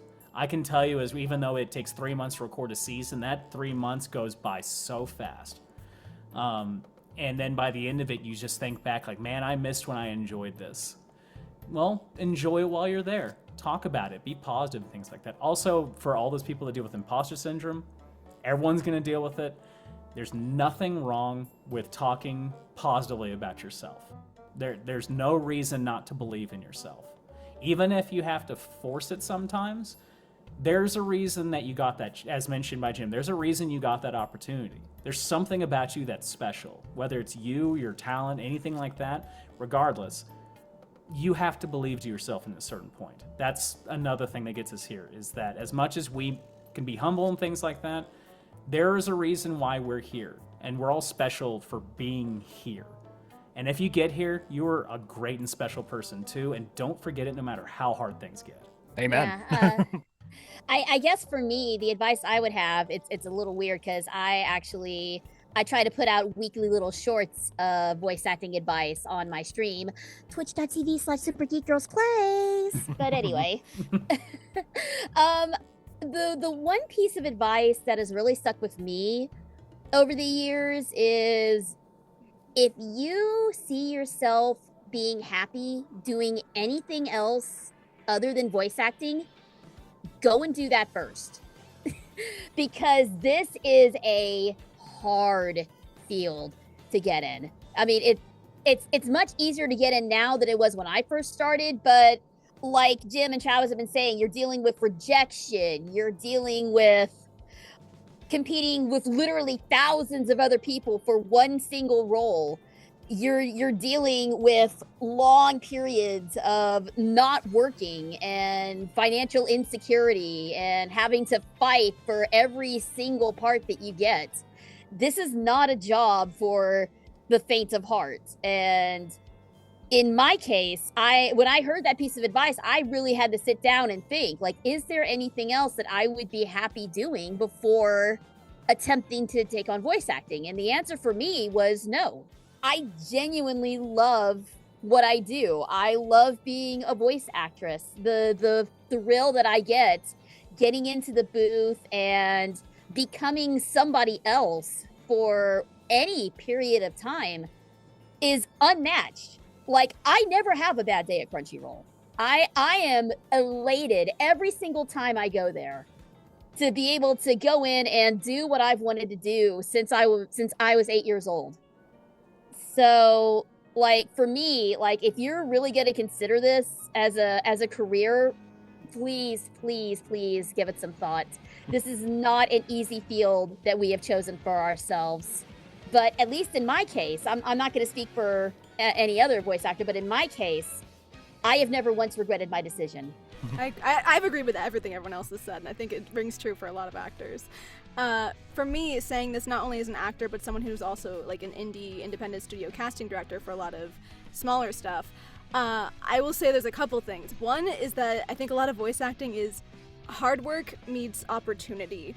I think someone touched upon that earlier. Oh, Travis, when you like kept working at it even though you weren't getting stuff, because I think a lot of people, especially right now, they think it's a lot easier than it is. We kind of live in a society right now with instant gratification and those stories where it's like, oh, I was just walking on the street, or I used to do silly YouTube videos and then someone discovered me, and then suddenly it all kind of happens really fast. But unfortunately, that's not really how a lot of the industry works. A lot of it really is working your way up, not only with the finding out how to get into Crunchyroll or something, but also honing your acting skills, honing your range, honing your ability to have different pitches, and especially now that we do a lot of remote recording, your home studio. There's so much stuff you have to work at that when you do get the rare opportunity to get to audition for something that means a lot to you, you're ready. The other part of it too, and like Ariel was kind of saying, is, or everyone actually, you can't take it personally. You have to be your own biggest fan, which is really hard because there is imposter syndrome. But that way, you know that you're working as hard as you can. Because I can tell you, when I listen to auditions for some stuff, most of the auditions, no one is bad. You know, it's just that there's 2,000 people auditioning for the same job, and someone's gonna get it. But I talk to so many actors, and they feel so defeated. They're like, this director didn't like my voice work. I'm a bad actor. And it's like, no, there's just only so many roles out there right now, especially right now where we're very oversaturated because so many people, now that it's easier to kind of do your own work, especially from remote studios, there's so many actors. So that's an even more reason why it's so important to hone your craft, both acting and business-wise, and have the kind of confidence in yourself to keep going if you really want to pursue this field. Add one little thing, now you brought that up. Something to keep in mind if you want to do this is a profession, so be professional. Sometimes that conversation isn't stated enough. This is a job. So as much as we are fans on what we work on, and as much as it's cool, there's an aspect where you are personally a business and you represent yourself and the way you present yourself in public appearances and things like that, and that's something you're going to have to think about if you want to do this. So if you're going to be in public spaces, be kind to others, don't be a jerk, you know, understand the field you're trying to get into, do the research, just do your best to be professional. Regardless of how cool this is, it's a job. And follow your NDAs. Yes, reason why please. Oh my God. Yeah, the whole reason why I ended up in Dallas was in my advertising days that I came here to work on Pizza Hut Star Wars Episode 1 campaign because the writer that I replaced apparently photocopied parts of the story Bible for Episode 1 from Lucasfilm and tried to sell them at a local convention. And that person got super fired. And I was brought in to replace that person because the creative director said, "Oh, a great Star Wars fan, and they live in Florida, and we can get them out here like really fast." So that's how I ended up here. Was he sued? I feel like there should be more than just getting fired for that. I think there might have been like some, like I said, I think charges might have been pressed because there was it was like material theft. I don't know. I don't know the whole story behind it because I had literally just moved to Dallas and I was just trying to get work done. But even at Hasbro, we had an intern literally spill a bunch of information to a friend about Transformers, the first movie, the Shia LaBeouf, the first one, and then that person's friend thought it would be great to just post that in a Transformers forum, literally copied and pasted that intern's email, and we almost lost the business because of that. And it was follow your NDAs, keep your mouth shut. No matter how much internet clout it's going to get you on social media, don't say anything if you actually want to continue working. Which I love goes that back you specified between fired and super fired. You don't even have to tell what that means. I know what that means. Yeah. Which also goes back to, I think, what Travis was saying earlier, is the difference of why people get into this business. Are you doing it because you love performing, or are you doing it for the fame? In which case, it's going to be a lot harder for you to want to stay tight-lipped about getting into certain projects or getting onto rosters or whatever. And so some people, if they just want to do it because they want to get likes on Twitter, they're going to have a bad time. And it's and I know we've all been saying that this field is so oversaturated, but in reality, it's a pretty small field. If you break your NDA, people are gonna know you for all the wrong reasons. So it's a bad time either way. Yeah, if you're an ass, or if you're hard to work with, or if you it's the word gets around. Yeah, it's some people say in some industries, it's it's not so much the work that you do, it's are you good to work with? It's one of the most important things.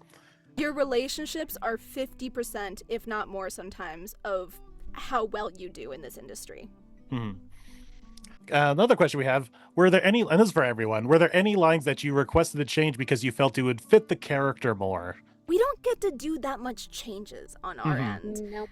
And that's because, unlike the Japanese, where I'm pretty sure they get to do stuff not usually to to picture. We don't get the scripts ahead of time like some studios.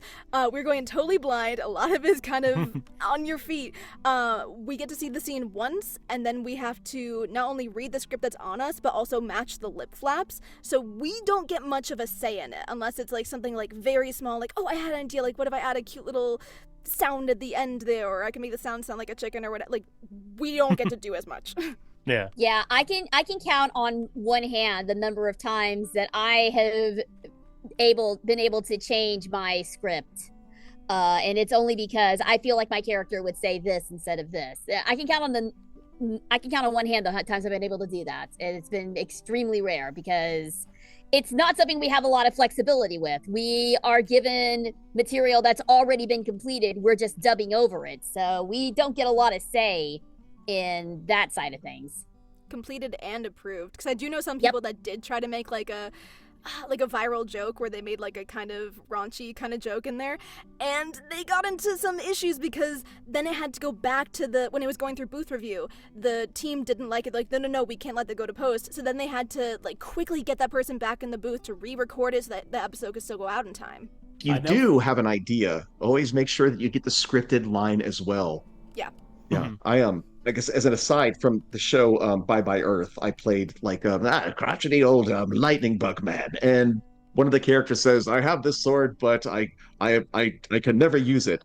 And the original line was, "Again?" Like because he didn't understand. And then I asked the director Lee George. I said, "Can I try something else?" And he says, "I can't use the sword." Well, am I have one? And Lee thought it was so funny. He said, "Okay, we're gonna put this in there. Let them know that we have the scripted, in case they want to go with what's scripted." But they ended up using the why you have one in the final cut, which I was like, cool, thanks. I think for me, specifically with Rentaro, I've never demanded a line be changed, but sometimes I will make a case and be like, I'll read a line and be like, that doesn't really sound like Rentaro, and I'll make the point of being like, maybe at least not necessarily tell them how to do their job, because at the end of the day, if they told me like, no, we got to keep it the way it is, I'm not going to argue. I'm going to give a thumbs up and do exactly what they ask. But I remember this one line. It was it was during the like tickle torture episode where it was when Kusri gave the drug for the hair thing, and one of the lines was just like, would you love me if I lost all my hair? And the original line was like, I would love you if you were a fatso, or something like that line. I'm like, I don't imagine Rentaro would insult people. He would say they're fat, but he wouldn't call them a fatso. That doesn't sound like him. And after a certain point, like, Helena was just like, yeah, you're right, that doesn't really sound like him at all. So we had a slight adjustment. We didn't change the line, but we adjusted it to be more in character. But again, like, if I read that line and made my point, and it was still like, nah, we're going to keep it the way it is, it's not a ground I'm going to battle on that sort of thing. That's not my job. Mm-hmm. My job is to perform the work they give me, if anything. So, but yeah, there have been a few situations where I've looked at certain lines and we've made adjustments. Like, as I mentioned, like earlier, like there were curse words, and I'm like, I don't feel like Rentaro curses that much. And we would go back and like, yeah, you're right. Let's add a little joke and change the curse word a bit. But it's still basically the same thing. It's just maybe a slight adjustment. Speed that simuldubbing has made production go so fast that little things like that, they might kind of squeak through, and we're all custodians of our characters along with the directors and the writers and the translators, and it's kind of like seeing a typo come through, like a your Y-O-U-R as opposed to a Y-O-U apostrophe R-E in the subtitles. It's like notice somebody's going to notice that, because you are so in tune with Rentaro, it's like he wouldn't insult somebody on their appearance like that or say something like that. I mean, it probably just kind of like squeaked through because just of the pace. And it's good that you caught it, because it would have, it kept Rentaro who he is. Yeah. And again, like, if it comes down to things like that and the director has their own vision of it that doesn't quite mesh with mine, I'm not going to get into an argument for that sort of thing. It's just more of like, something feels unnatural about it. I'd rather just say something. And if it doesn't work, nothing changes. But like, if we can change it to make the show a better product, then I'm gonna voice it. Maybe not in a pushy way, but I'll voice it. There's such an art to it, too, with being able to collaborate with a director that you trust, as opposed to some actors, you have to make sure you don't have an ego with it, because there are some people that will, like you said, demand to have a line change because they want to do it their way, but you have to work with the director. The character isn't yours, it's everyone's. You're just doing the voice. It's like just refreshing, like all the things I've done and the ADR directing courses I've done. It's like, oh, it's good to know it's all actually still being applied out there in the field. All these things I'm being taught. So for Rebecca, we got here from Lasher Luke. So what is the most fun aspect of voicing Iku? And also, do you think she is insane for getting to school 4 hours early? I think I kind of mentioned the first one already. I love the fact that she has so much range to her, and I really do like the moments where she gets to be more down to earth, because that way people don't just see her as like the stereotype or as this little sex joke or whatever, because she's a real girl under there, and beneath the whole masochism is someone that just really values hard work, sometimes to her own detriment, which I can relate to. And then as far as like getting to work 4 hours to school 4 hours early, I understand it. I mean, I'm personally a night owl, but if I wasn't, and I had a hobby that had to be done outside that couldn't be at my own home, I get it, you know? She's really passionate about this one thing. This is the only time she's gonna get to do extra practice for it. She's working really hard. I don't blame her. I gotta run with the crazy sometimes. All right. That was a fun one. I guess we can really only ask this to Ariel and Rebecca because there's not really other male characters in the series. But if you had the opportunity to voice another character in the series, who would it be? So I do know of one upcoming girlfriend. She's not going to be in season 3. I don't know what season she would be in, but there is a detective girlfriend. And me being a murder mystery nut that I am, that would be so much fun to play a detective character like that. I could hear it in the voice. Yeah, I could hear you doing something like that for her. And I think I already kind of mentioned mine. I love Natty. I think she's so funny. Especially the fact it's not even. It's meant to kind of be like making fun of us too, the people that like kind of pretend to be Japanese or whatever, because she's not fluent in English. It's like a half bad like American stereotype, which I think is so funny. Or there's also a cat girl coming up, which I think is also fun. All right. And on the side of like character's voice, there was a point that I thought of earlier, but since there are not a lot of male characters, on rewatches of 100 Girlfriends, I've almost started this one game of on every episode finding Jim's bits. Because like there's you obviously have the things like that, and it seems like every episode he at least plays like one student that's in the group or something like that, or like something like that, and I'll hear him be like, wait a minute, that's Jim. Oh, that old man over there, that's Jim. Things like that. So it's been fun finding them. Helena will do that where it's like, I need this extra guy, and since you're here, I'm like, well, all right, but then or there's a student who sounds like this, you know. It's Well, it's like in episode Start 3. playing I think that game. I'm thinking in episode 3, or the older man just being like, "Oh, he's being married off to the royal family." I'm like, that sounds just like Jim's old man voice. Like that's got to be Jim. Hey, I have to go back and listen to that because I don't remember that. So maybe it was somebody. Sometimes we do get thrown into just do random bits as well, just to fill our 2-hour minimum. Actually, I think one of the funniest moments for me in studio was when I was first recording for Iku. It was the first episode, and it was a flashback to her and her team being like, "We're gonna go to America," and they all put their hands together, and they're supposed to go, "Yeah!" as a team. But for whatever reason, there was some kind of screw up, and like there was of the whole team only one voice there, so it's one girl going, "Yeah!" And it just made me crack up. So I ended up filling in extra bits for that. So the one-man team or the one-woman team. Just... Literally. I don't get a whole lot of chances to do bits in that show, but I did get to play Rentaro as a baby, and I'm like, I don't know if this is going to work. Tried to sound as baby as possible. It didn't stick. It's hard for the guys. Oh, yeah. Let's see here. For Travis, which of the girlfriends in season 3 are you looking most forward to interacting with? Oh boy, here we go with names. So the two I'm looking forward to, I won't give their names because I probably forget, but yeah, Natty's one of them because I think that's going to be a lot of fun scenes. And the tall nature girl, I think is, I have a soft spot for her because she's also a giant and she's like, looks like another one of those Ray of Sunshine characters who might have a slight accent too. So I am excited to see what's down the line on those ones. Oddly enough, if they do make a season 4, there's quite a few in season 4 that I'm looking forward to, but I won't get into particular names. But there's a few of them that are fan favorites for obvious reasons. So I'm looking forward to that if it happens too, which, fingers crossed. I'd love to go into conspiracy theory, but I do believe that there is some chance that it's going to be there's an immediate season 4 or some kind of second core, because my brain has been on the announcement poster since its release. And my conspiracy is, if you look at the dolls of all the girlfriends in it, the girlfriends of season 3 and what would be in season 4 make this perfect circle. It's that can't be a coincidence. At least that's what my conspiracy brain says. So we're just and the fact that we also don't have an episode count yet is also kind of crazy. And now that with the new official poster that came out a couple weeks ago, they're showing another one that I thought it would have been in that second half if we got there. But now they're confirming that she's in this first part of season 3. How are you doing this? So either the season 3 has to be longer than the typical 12, or we're getting some kind of second core. So, fingers crossed, we're going to be going, because as you said, season 4, what would be the girlfriends of season 4, there's so many fan favorites in there. We just have to get through the season 3 of and it's as soon as we get to season 4, we're on the pathway of so many fan favorites, and we could just take off from there.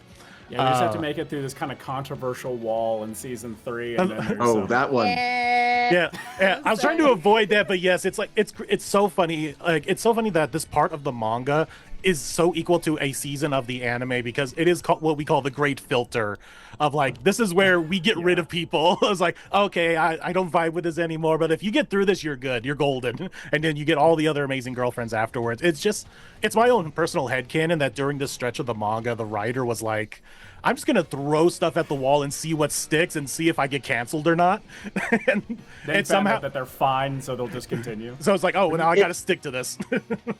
Stuff like that is a trope in other anime, so I think it's there for the joke. Mm-hmm. Yeah. Oh, for sure. Yeah.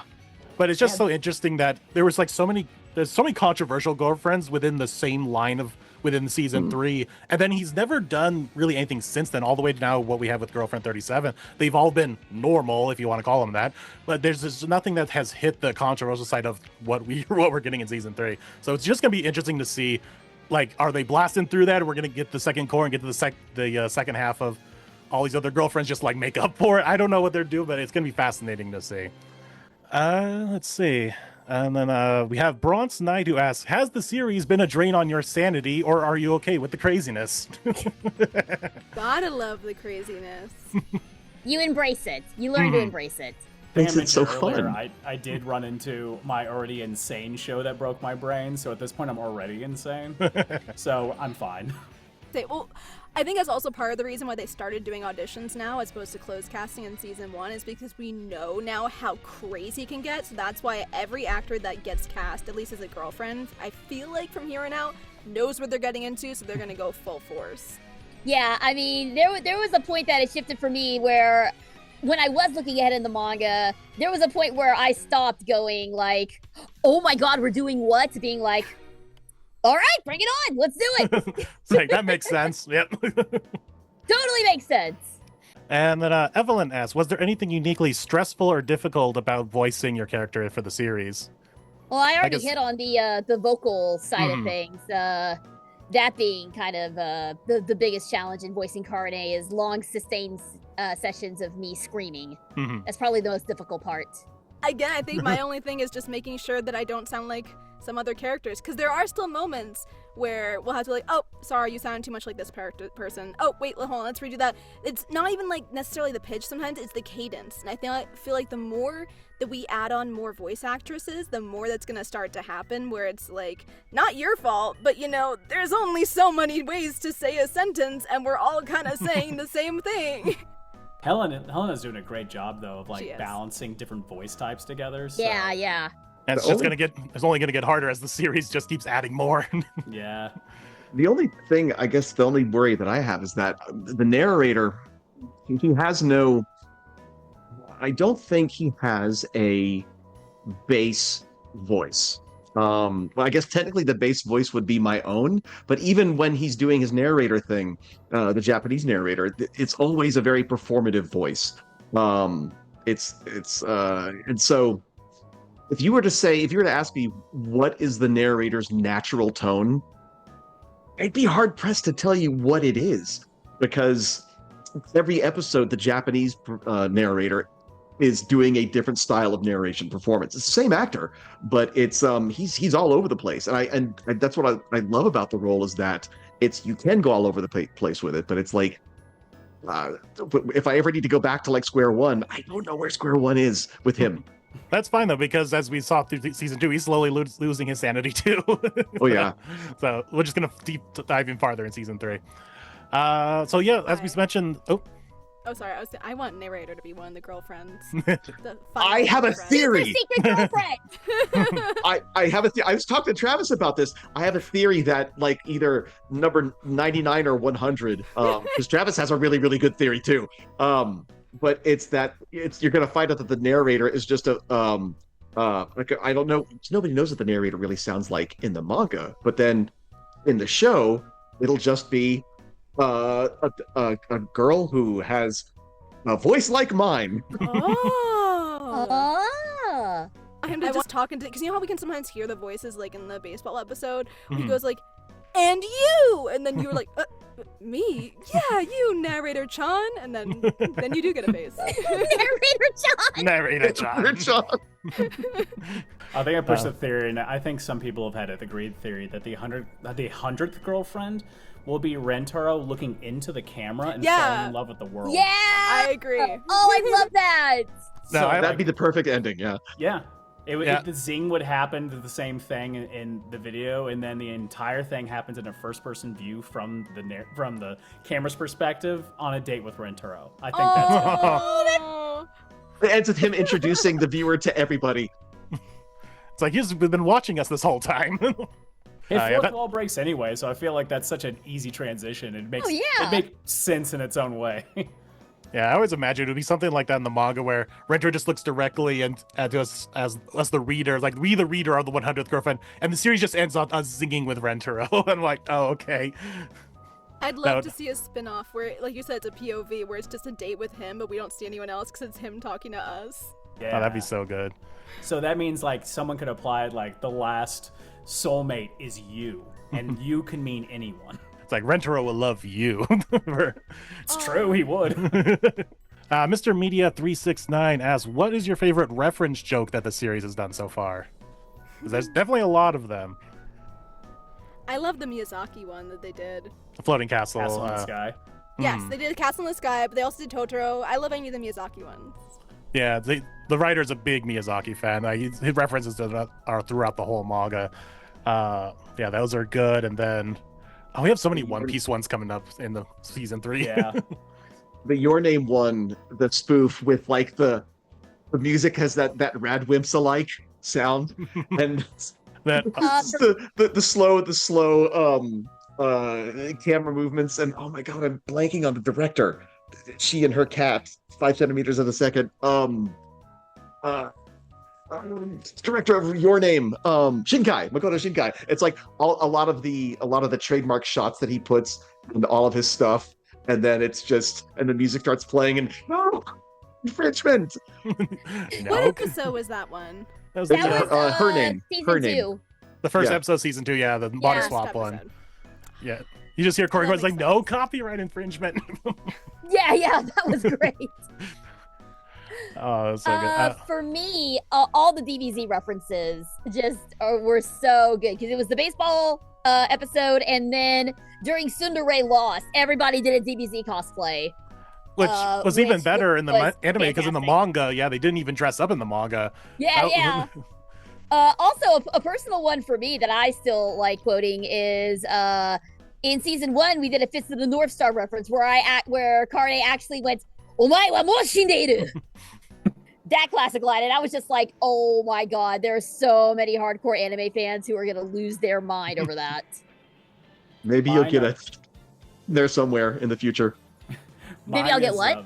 One of those attacks in the future, yeah.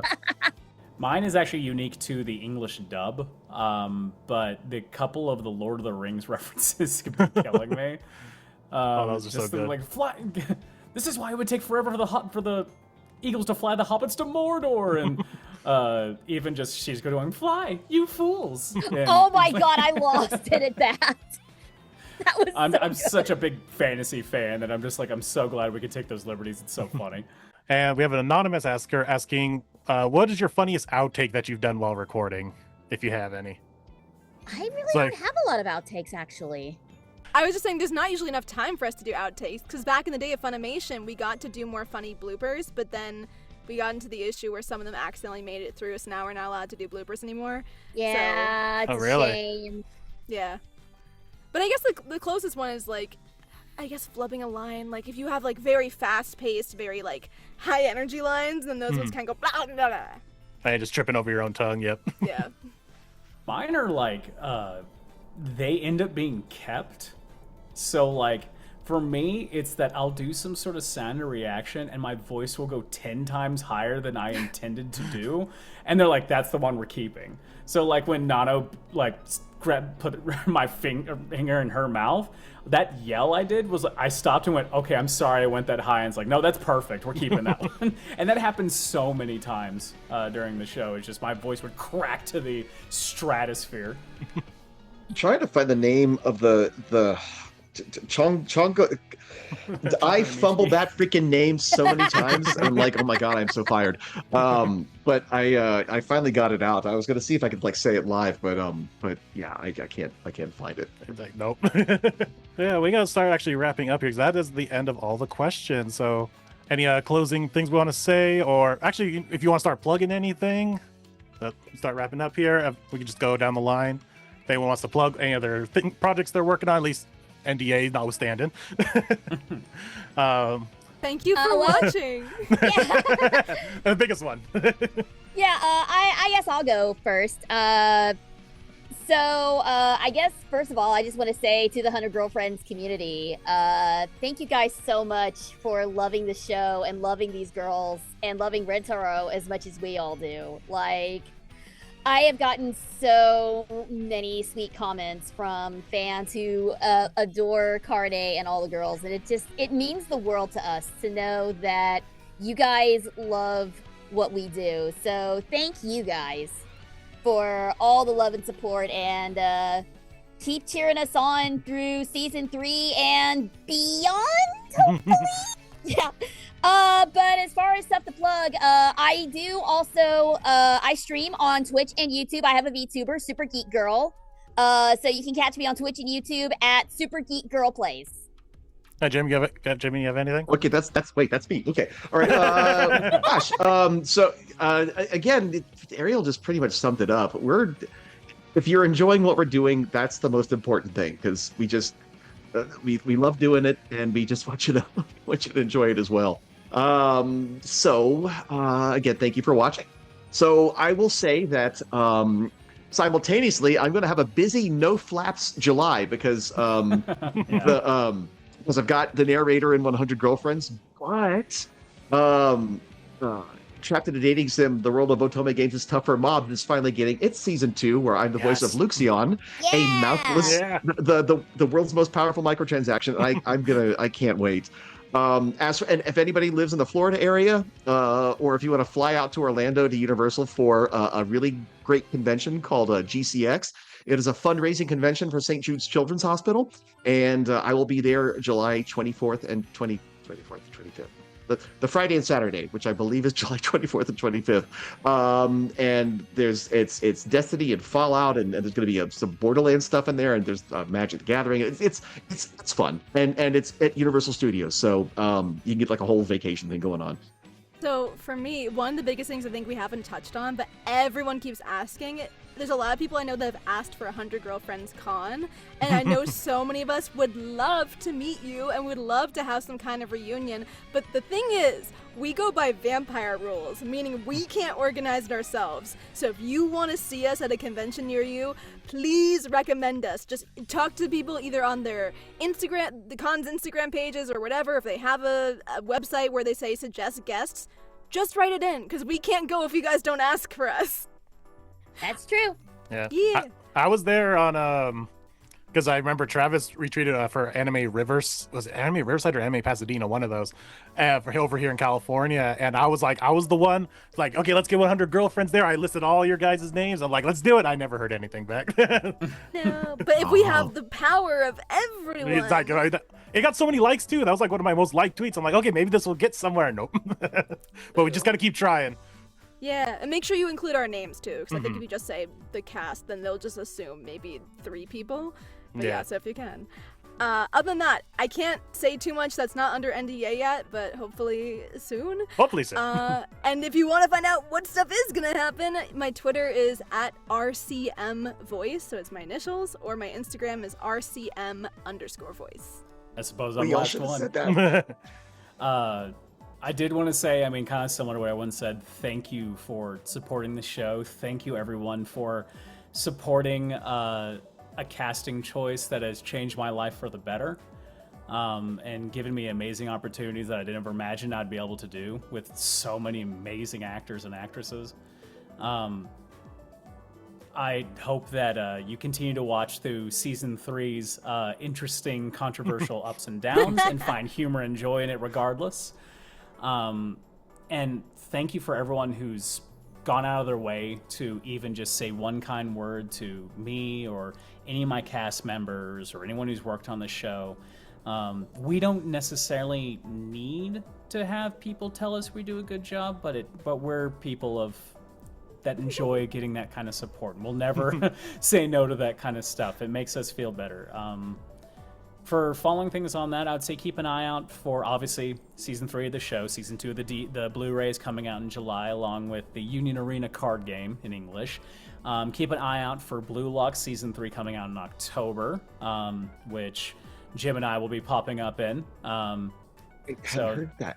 Is that October? It's fall, I think is last time I checked. So okay. Yeah. So we got that coming up not too far away. If you want to be able to follow some of my exploits and my voice acting stuff, whenever I get the chance to actually talk about them, pretty much all my social media is under T MullenXVO. I know the last name is an odd one to spell, but I'm sure you could find if you looked. But I really do hope you enjoyed listening to us rant about a show that we all enjoy for one reason or another. And if you've never seen the show before, if I had to give a synopsis, it's a show that is about good humor, goofy raunciousness, but also about sincere love. And in a world that doesn't have enough love in it, sometimes it's just good to take a break and enjoy it when you get it.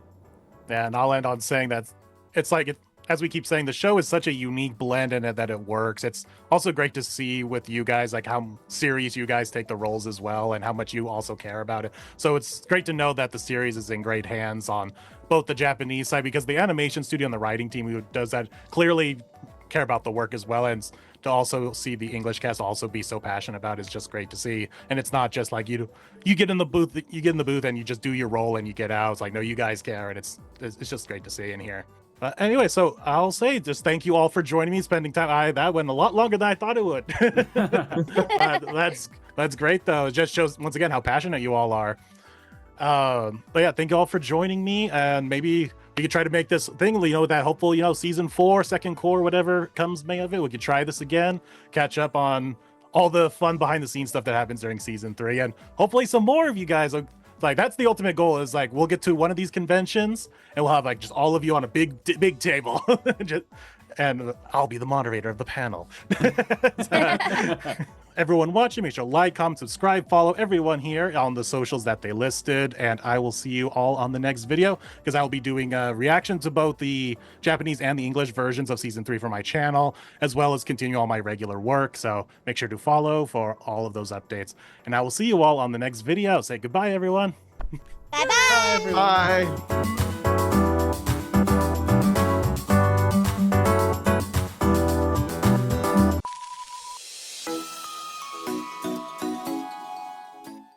All right, bonus material. We got a little bit more to talk about because we just love the Appin.